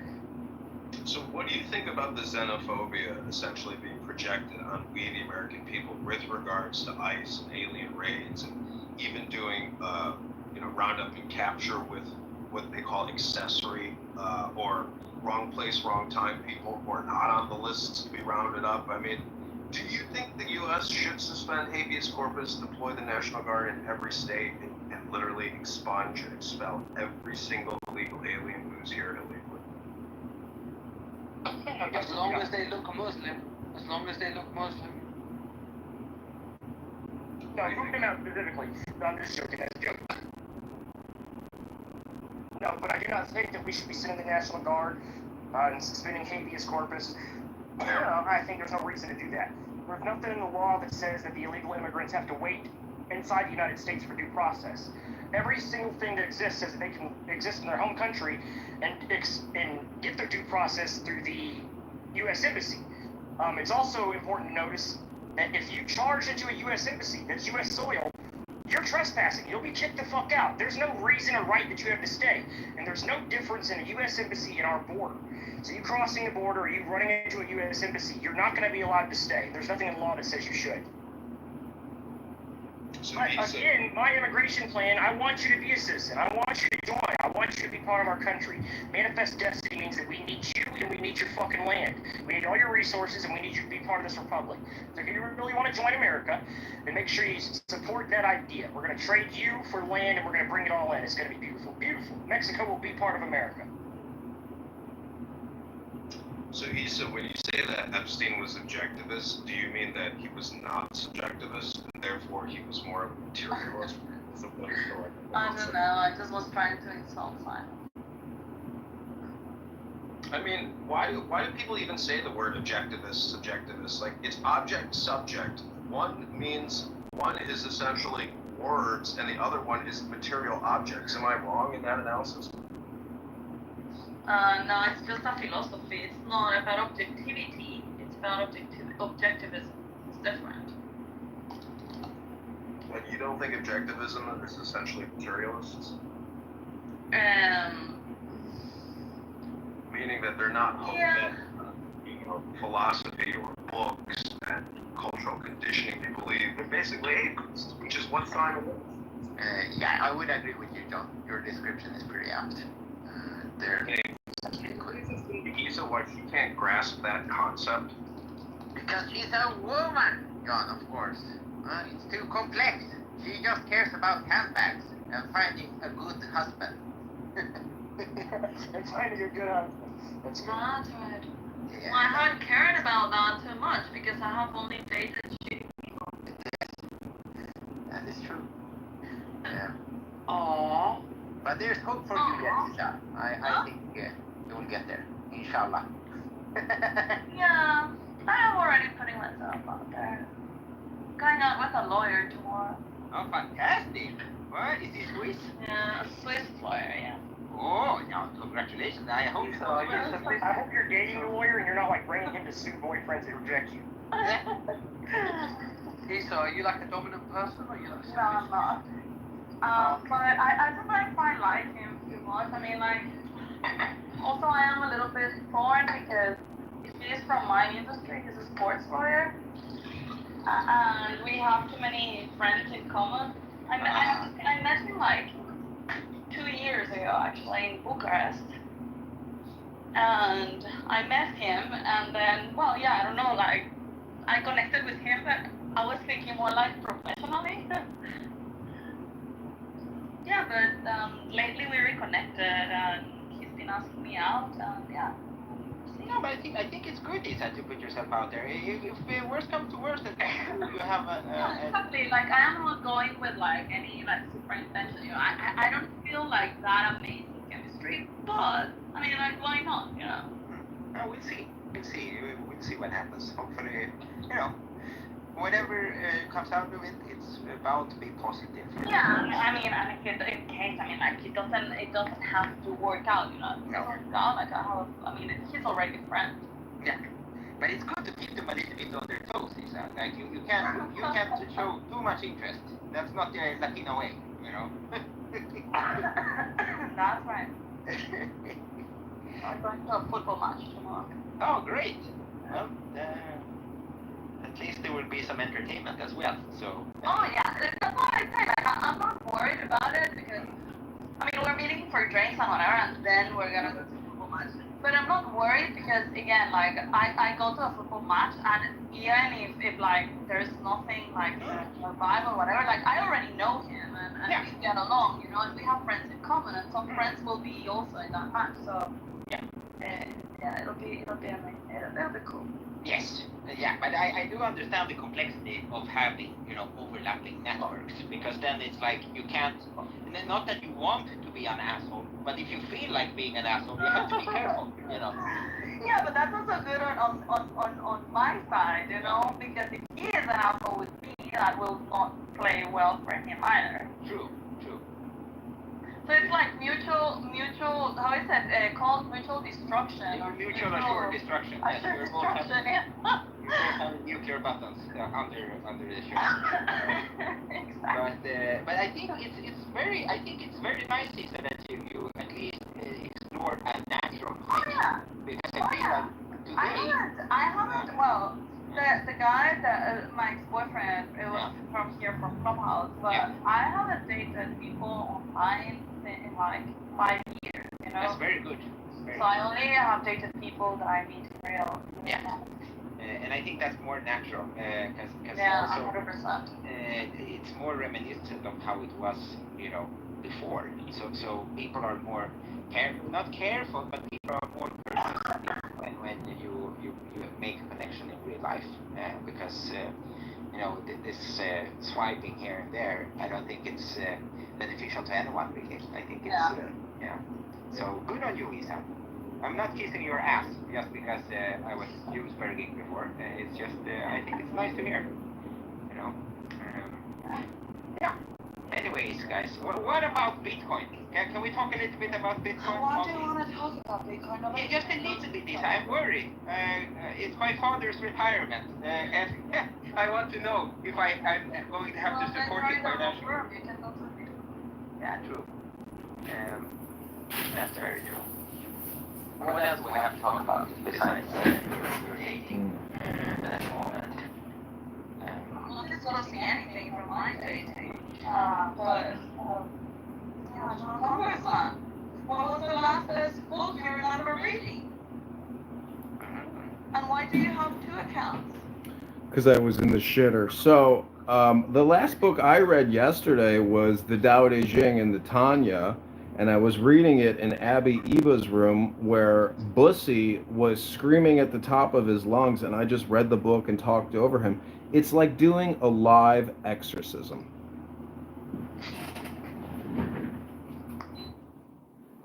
It's great. So I want to read something to you from a girl that I took out on a date. I wonder if you'll tell me if you think it's interesting or not. She wrote, "Good morning. Before we move forward, I just want to be upfront. I've been thinking about what I'm really looking for. And while I wouldn't call myself a sugar baby, I do appreciate a partner who's financially generous and stable. Some might call that gold digging, but I see it as knowing my standards. Just wanted to be real so we're not wasting each other's time. What do you think?" I wrote, "So you are a sugar baby, but not a sugar baby. Check mark. Well, I'm not a sugar baby. I am hoping to get married one day. I'm dating with intention and seeing what my options are right now. I have certain things I'm looking for, yes, but it depends on the person, our vibe, and long-term life goals." I wrote, "I'm not going to pay you to figure out your relationship goals. If you aren't genuine and authentically yourself, and you don't move unless my dollars move, then there is no potential relationship possibilities. It's dead on arrival." She wrote, "That's okay. This is me being authentic. I like what I like and don't want to waste anyone's time. If that changes your thoughts about me, no worries. And good luck with whatever you end up doing in life." Heart emoji. "P.S. You were technically my second kiss ever, so thanks. Regardless, you seem cool, so I'm sure you'll find someone more aligned with you." I wrote, "Good luck. I'm sure you will find the one you are looking for, but I doubt it will last. It's not a solid rock. It's based on flawed logic and wisdom. Your approach has no intelligence in it." I said, "You are motivated by money, not wisdom." She wrote, "Thank you for your input." Wow. You notice how her response, where she's dating with intention. That's such a robotic, fucking like scripted response. That's a crazy thing to hear from a human being. I know. That sounds very much like ChatGPT wrote it for her. So. Yeah, that's pretty interesting. Yes. It sounded a lot like. Women speak like that. They're programmed by the internet, so they all like have a hive mind group speak type ideology. Just look at Sabrina Carpenter. All of a sudden, they're all fans. Look at that Labubu shit. What the fuck's a Labubu? I don't know, but all the fucking women love this Labubu now. It's like, holy fuck, there's a chip in their brain that just gets flipped and immediately. It's in the instant. You're here but nothing one day, and then the next day, it's all they talk about. You're like, what the fuck happened? Alex. But that's also a huge white pill, actually, James, because what it shows us is that women in general, they're just going to go with whatever is the current thing. So if tomorrow America became like a staunch theocracy where like women were they essentially handmaidens tale, they would just adapt because they're just going to go along with whatever everyone else tells them to do. So it means they are very, very interchangeable. They have very wafty morals, right? They can switch from one day to another, dependent on like how many people at the time currently share those values. So it's all about just surviving. And in this current era where the culture has been pretty much destroyed and it's just money and fucking materialism, then of course that's what they're going to do. But if for some reason magically tomorrow we were all going to church and everyone was just respecting their husbands, they would compete to kind of see which one would have the highest virtue in being submissive towards their husbands. So it's all changing all the time. So that's why you shouldn't judge them too harshly, right? So I think sounds bad, but actually pretty good. It's all up to us really to change it then. Well, I don't think you can change it, Alex. The only thing you can change is yourself. And I agree with you. You shouldn't even judge it, to tell you the truth. It's not even about harsh judgments or soft judgment. It's about non-judgment, meaning that it's more comedy than anything else that people are so stupid and frivolous and materialistic, because that's also temporal and it's just not intelligent.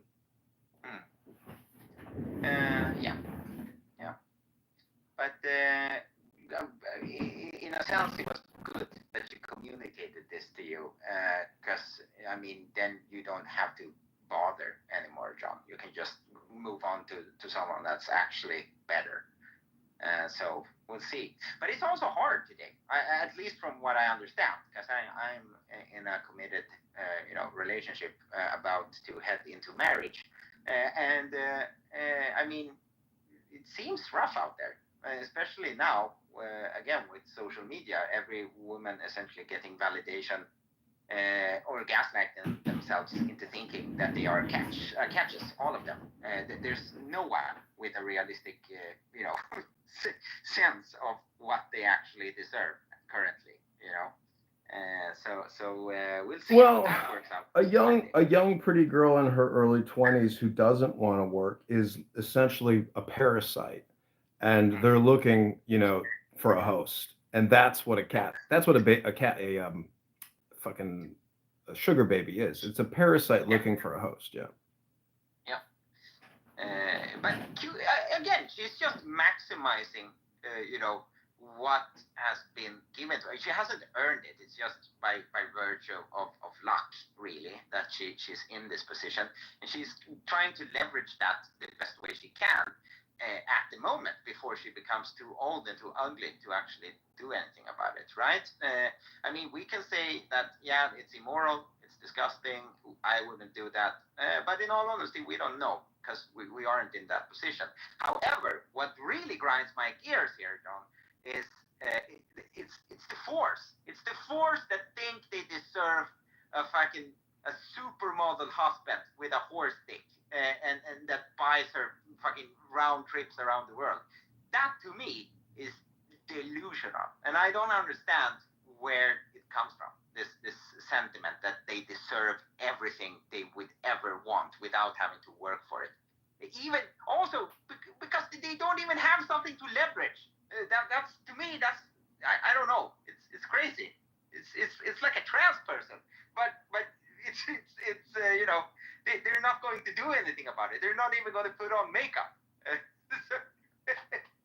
So yeah, that to me is it really grinds my gears. Really, from the little I understand of this, the current dynamics of the sexual marketplace.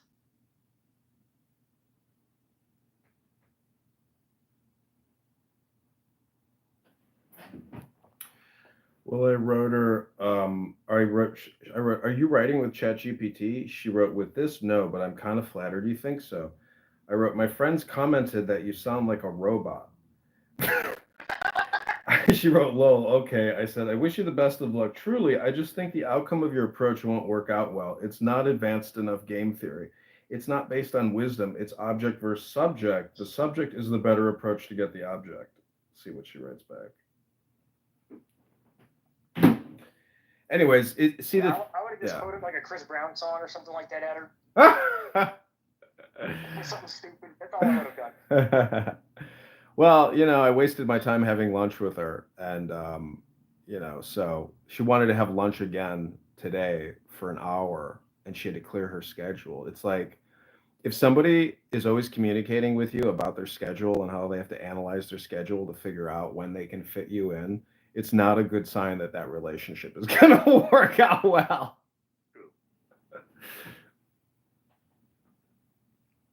Oh, Mike Moon. Did you at least have interesting conversation with her, John, or was it just, ground up? Yeah, we had an interesting conversation. I mean, it was actually, I could tell she had terrific or tremendous anxiety. And she kept talking about how much she hates her parents and how she has no communication with them anymore because they're the worst people on the planet.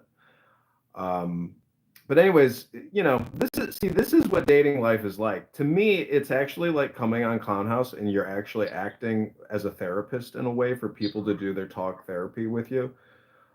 And I'm more than happy to facilitate that role if you're very pretty to look at.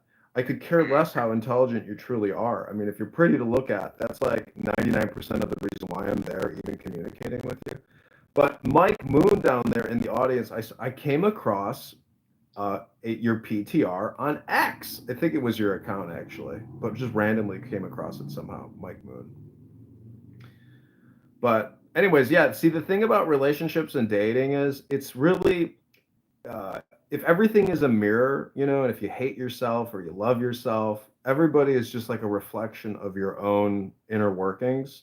And then you meet, and if you're at peace and you have strength and you're content and happy, and you meet people that have no contentment, it's just interesting being, you know, the therapeutic mirror for that person who is highly stressed to their core and they have no real wisdom or philosophy to rely on because they've spent their whole life looking at TikTok and Instagram videos and they've never actually spent an hour a day reading a book for many years. Or it's the lack of education, which is the biggest fundamental problem in reality. That's my opinion.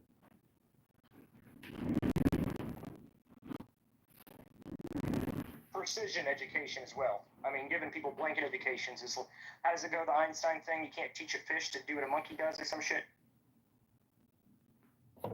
I don't know. It's just amazing how at 42, I don't know. Sometimes I'm very impressed with young people, and then other times I'm just like, wow, you've read nothing your whole life. I mean, you know, what are you gonna work I with thought we were here? doing good until I saw their shoes. I'm not sure what's up with young people's shoes today. I fucking hate their shoes. I don't know who's with me. Their shoes are horrible.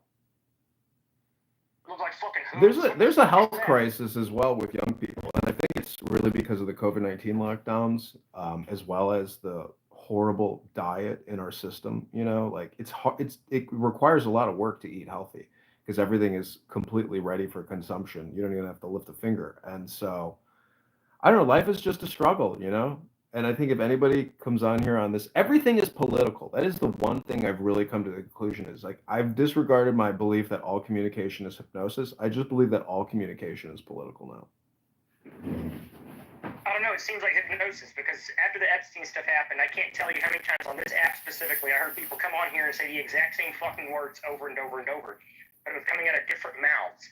And what I mean is there were people going, oh, we should move on, oh, this place is going to fall, oh, isn't it crazy they didn't release it under Biden? And it was just the exact same talking points coming out of 15 different people's mouths, and if they didn't coordinate, if they didn't talk to each other to make that happen, that means it's brainwashing. It is hypnosis. They were triggered, and the triggered response was lay out a pre-written line that's inside their brain, like muscle memory. That is hypnosis, 100%. So you've got it right before. Keep to the hypnosis shit. Politics is just hypnosis.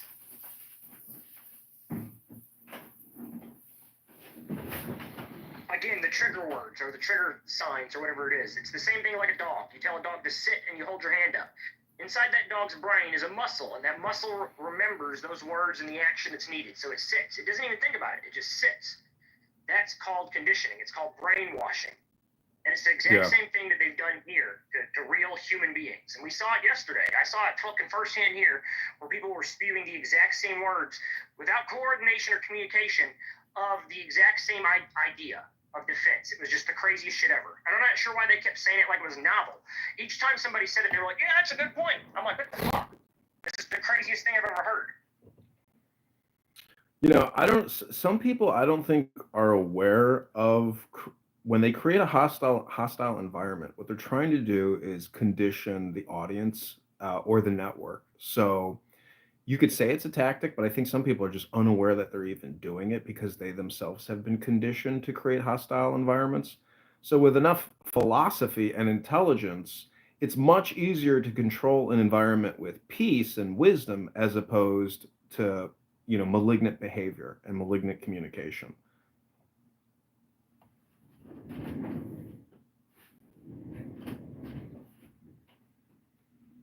There's always outliers within the network who are malignant, and I could be projecting here, but or they have horrible communication skills. There are people who are very aggressive when they are communicated to aggressively. So, you know, when Trump gets angry about the Epstein affair and he blows up at a meeting table, that's actually Trump not being wise.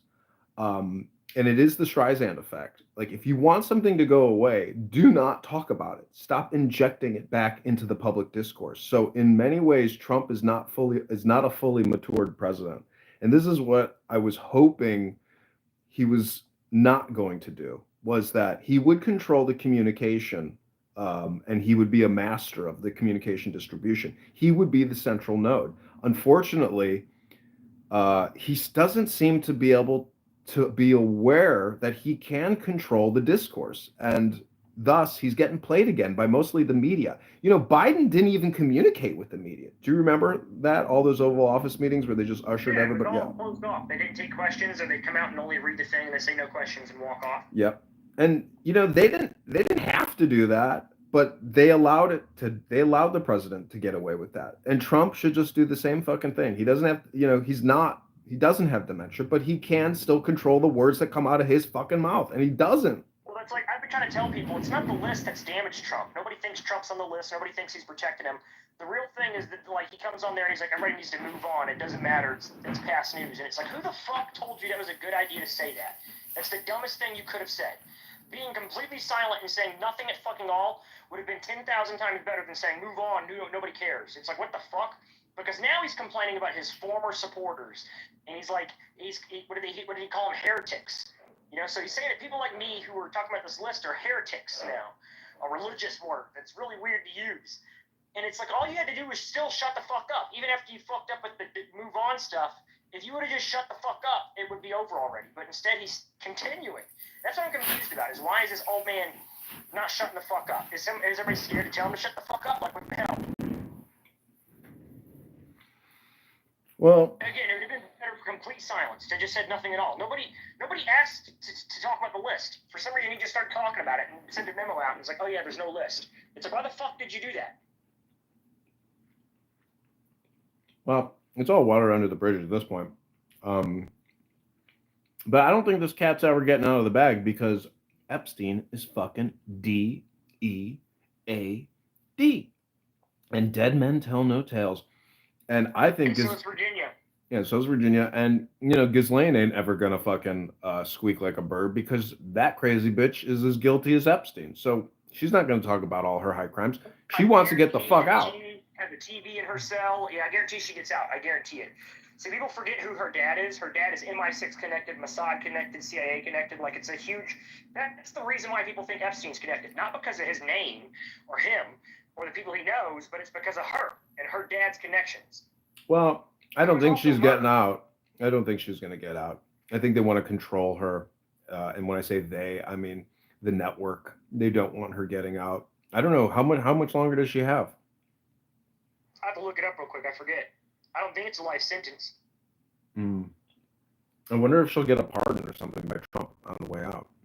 That's possibly likely, but not likely.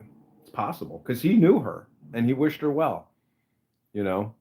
See, you got it from a political science and a political history.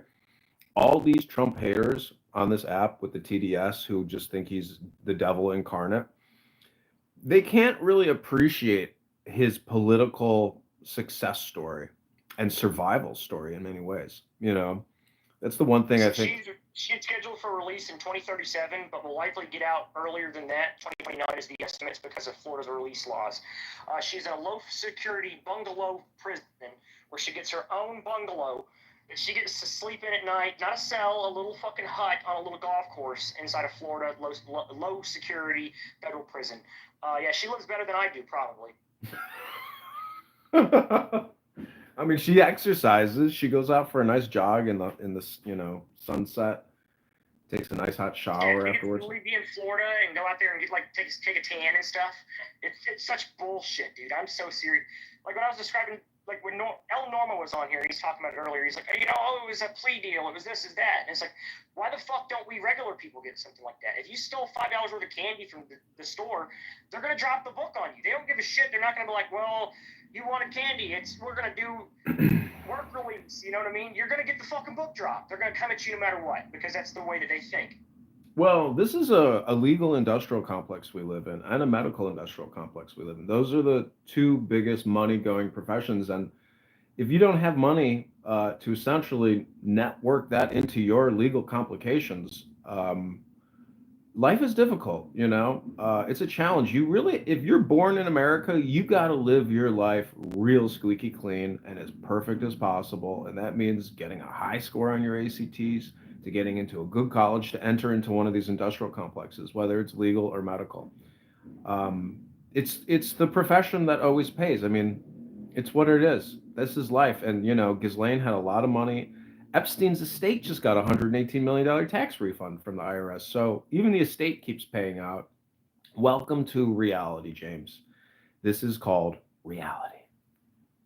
I know, isn't it bullshit? The rest of us are all stuck at the bottom, and it's like, I mean, it does bring to the question you asked earlier: is when do you turn to? If you're a barbarian at the bottom, a peasant who's under the control of masterful leaders that will never let you get up, when do you, the barbarian, take the stick and kill the masters? It's a good fucking question. I put it that way specifically because the way you worded it was illegal, but the way I worded it is just an analogy.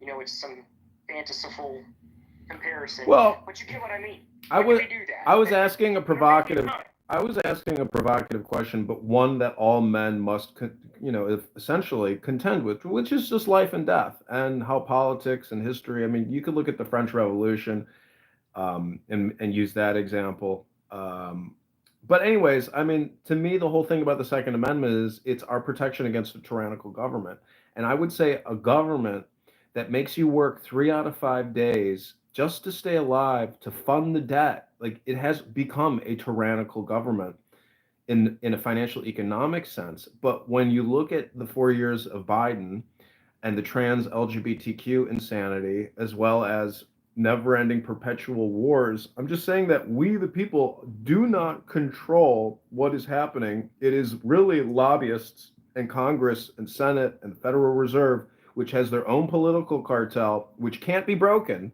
because it's that well lubed and that well organized that if Thomas Massey is the only one and a couple other co-signers on his bill against the CBDC, we're fucked. Like, we can't stop this runaway ship, which the captain and the crew are all in cahoots to keep it going. So, I mean, I salute you, Patriot, and I myself am running for Congress, and I hope that we can essentially inject a mind virus into this network if the butterfly effect means anything, I mean, I think we're doing it. Like, I think just it doesn't take that much to actually turn the ship over. And it's possible, that this invisible force called the universe can indeed turn the tide if we can somehow get in touch with it, and inject the wisdom and the truth into this communication, phenomenon in a way. And the way you described it is like injecting a mind virus. That's very literally what I feel like my entire run for Congress is. The reason I give speeches on stages next to congressmen is I want to make sure the words are heard, because once they're heard, once they're spoken, they sit in their heads. Even if they're not consciously aware of it, there's a subconscious absorption of what you said. And if you make a good enough point, and that absorption will become what we see with the other people. You'll hear them start saying it. Those words will start coming out of their mouths as arguments. So it's definitely injecting the mind virus to try to shut down the Matrix, like you said. I mean, maybe you didn't say the Matrix, but that's the best thing, the best analogy, is to kill the Matrix, to take out the fucking mind virus, or to inject it ourselves, in fact. Yeah, I think U.S. debt clock is a great way to essentially freak people out. And, I don't believe we have to fear money. And I don't think we have to fear debt, but I think we have to fear the allocation of our borrowing and spending. And when you look at Doge and you see all the contracts within the the Oracle fucking invoicing system, which is what it is. Oracle owns the federal government, and I think Larry Ellison just became like the second richest guy in the world, like over Zuckerberg or something. But the point is certain people who are worth 500 billion, 400 billion. I mean, to me, Bill Gates should be arrested and locked up. I think he is a danger to humanity, to our republic. I saw something else on your point earlier about the Second Amendment, and they are willing to shoot, kill, bomb, maim, me, you, your wife, your kids, your grandkids, your grandparents. They're willing to kill every single one of us to maintain this system. So it does beg the question of when do we understand the need for us to act in the same retaliatory action. I mean, I don't advocate for it, but if they are killing us and they are willing to kill us, if we want to change it, just to keep it, should we not be willing to do the same to change it? If we're obviously wanting to change it, we can't do it from death. You can't do it from your deathbed. That's for sure. See, I'm not. Change it, they're going to kill you. You have to remember that if you live by the sword, you die by the sword. And so I am, a very lazy warrior. I think, fighting the war as a general in the background is how you fight the war and survive. And I don't think that, you have to have superior intelligence. I'm not some frontline soldier looking to make a change here. I want millions of minds infected with my communication before I ever pick up an arm in resistance. So it's a communication war. It is this information war. And there's a lot of information to contend with. And as a public speaker, it's your job to do as much compression as possible for the layman to essentially create this political network that can overturn this runaway ship. And we've done it somewhat with MAGA. I mean, that's the reason I got the hat on, even though I've been told I shouldn't probably wear it, especially my criticisms of Trump. But I believe the movement exists outside of it. I mean, another thing with the Second Amendment stuff, when it comes up taking arms, the biggest problem we have would be logistical. Like being a general and having soldiers is okay, but there's no logistical structure that we have to even try to fight them. They have. They have the iron plants, the steel facilities, the manufacturing. We would have to take them over one by one just to be able to be operational. So it would take like a massive structure to launch it in the first place to even try to fight them. I mean, like you said, we are at not just we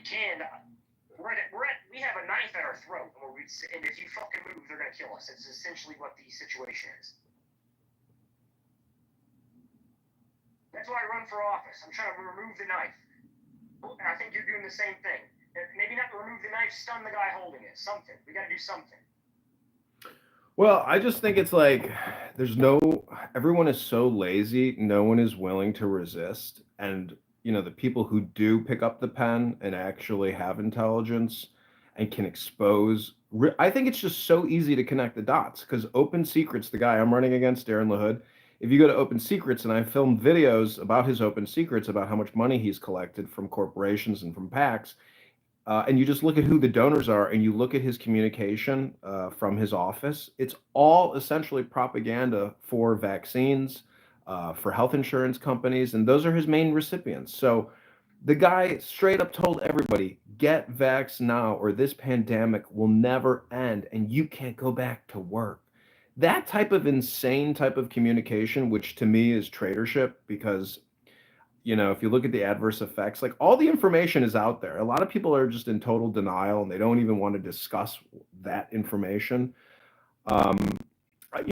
It is what it is. This is a communication war. And, I'm creating content right now, communication, which just a few people will watch.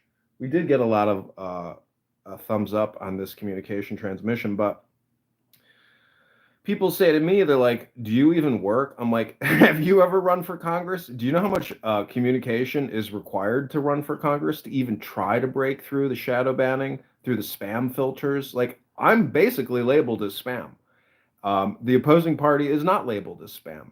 It's a tremendous effort to try to break through to the voters online, let alone doing actual in-person events. But my to-do list, I'm going to actually post on Craigslist to try to find local political activists. I don't care if they're Democrats or independents or Republicans, but getting people on the ground to do in-person debates and online town halls to create communication to oppose Darren LaHood in my district. I mean, it's things I'm doing. And it's, the most amazing thing about running is, or really about any job, which is technically a communication job, is you can do it in your underpants in your home office. So all this commute and all this work from home, bullshit, it is what it is. I mean, we're living in the digital age of communication, and most people's jobs are just communication jobs, and they're just fucking secretaries. So going to an office, we're living in this horrific matrix, which the internet communication should have solved like 80% of people's commute, but it hasn't. And the network or the matrix demands compliance of showing up in person to do a communication job. So this is what Congress is. And the reason they do that is because if they don't have the building to tax for property taxes, they lose a giant source. Like you just said, it's the matrix. They need the money. So you have to go out and waste your time at work and do shit out in the car and do all that crap just so they can collect taxes. Because if you work from home, they don't get it. Yeah, the system needs reformation and it needs truth tellers to actually describe the situation accurately, which is the Matrix. And the internet really was supposed to be that new liberation theology. Unfortunately, we continue to pay these communist Marxist terrorists to educate our children. In Chicago, 55% of all property taxes go to paying off teachers to do essentially babysitting for your non-educated child that you have to send there to. I mean, that to me is one of the biggest problems is the educational system. Police and fire are huge recipients of pensions and salaries, but they're protecting your home and they're protecting your life. These teachers are destroying your life. They're taxing you to death and giving you inferior education, which will result in no new innovations and really is just low grade dog food hypnosis for stupid people and to house them. Again, they're babysitters. The internet can revolutionize education. I don't know, it's hard to even say that the cell phone and laptops can really educate us. I really think that books are the way to go. And we need to reinvest in libraries and providing leadership on education, to actually lead the children through the educational process, which is called reading. You know, um, I don't know. What was your education like? Your junior high and your education? I mean, I don't think mine was that bad because we didn't have cell phones then. There was no distraction.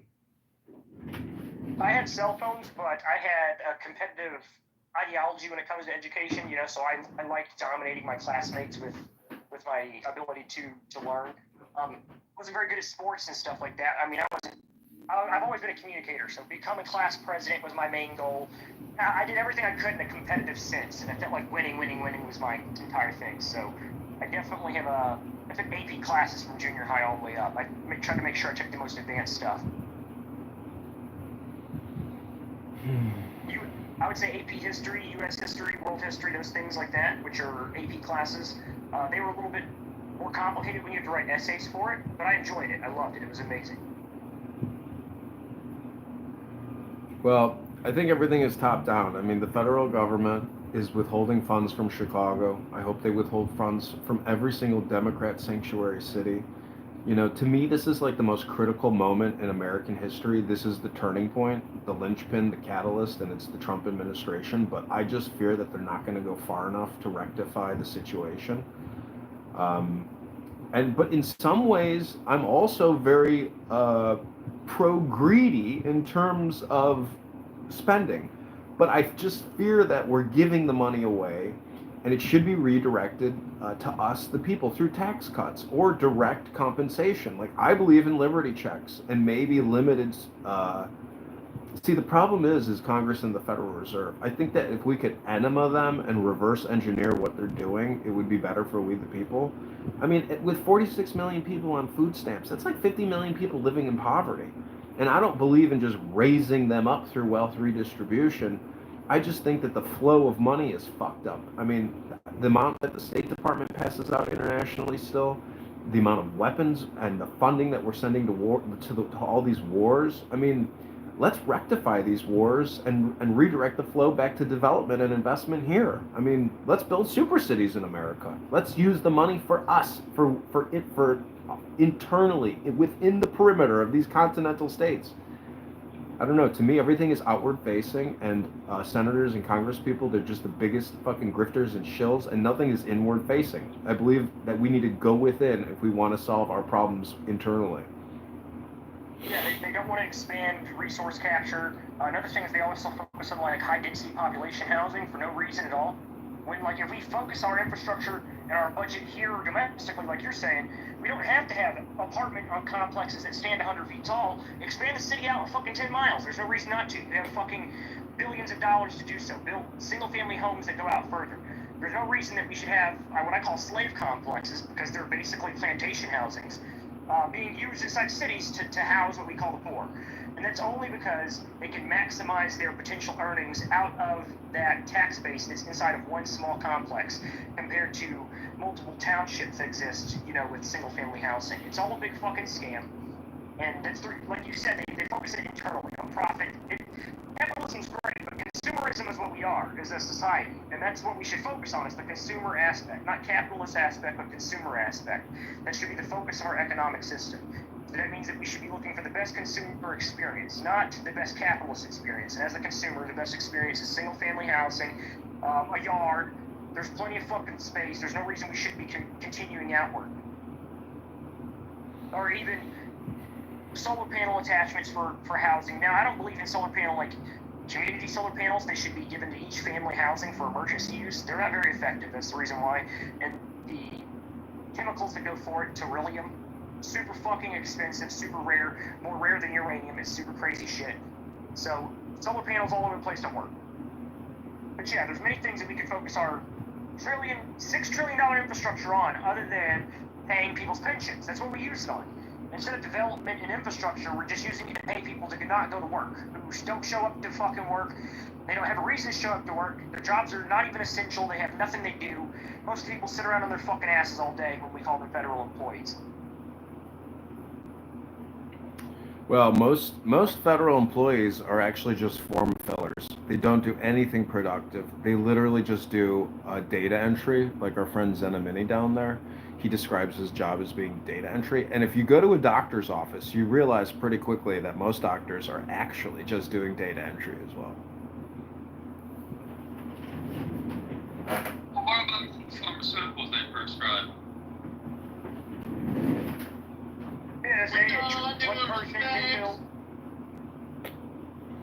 Yeah, and I'm willing to. I wouldn't be surprised if on their list when they give a prescription out, they have a little dollar sign so they can see how much they just made on giving you the prescription. I'm willing to bet that 80% of all big pharma recipients could actually get off of their prescriptions if they only changed their diet and went to the gym every day. Yeah, but these things just aren't profitable, dude. So. Well, it's not about. The problem is the country is completely bankrupt. At $37 trillion in debt, we're just borrowing and spending. It's not a real economy. 40% of the economy is all generated artificially by borrowing from the Federal Reserve. That's almost half of the entire economy is essentially just borrowing and spending to really the debt, which is at 100 trillion. And a lot of these pensions, like in Chicago, I just saw a good breakdown. I would say that the problem in Chicago is the same problem federally. And so the whole problem with this borrowing and spending is we're also taxing at a very high rate already, and we're already completely bankrupt. So I'm just saying that the future doesn't look good for young people because they are essentially slaves already. They're not born into liberty, they're born into debt slavery, into unfunded liabilities and funded liabilities. So the situation is so dire that if we don't have politicians that can just constantly talk about the financial crisis, which doesn't look like a financial crisis because we just keep borrowing to kick the can down the road, you're not living in reality. You are living in a communication hypnosis matrix of slavery.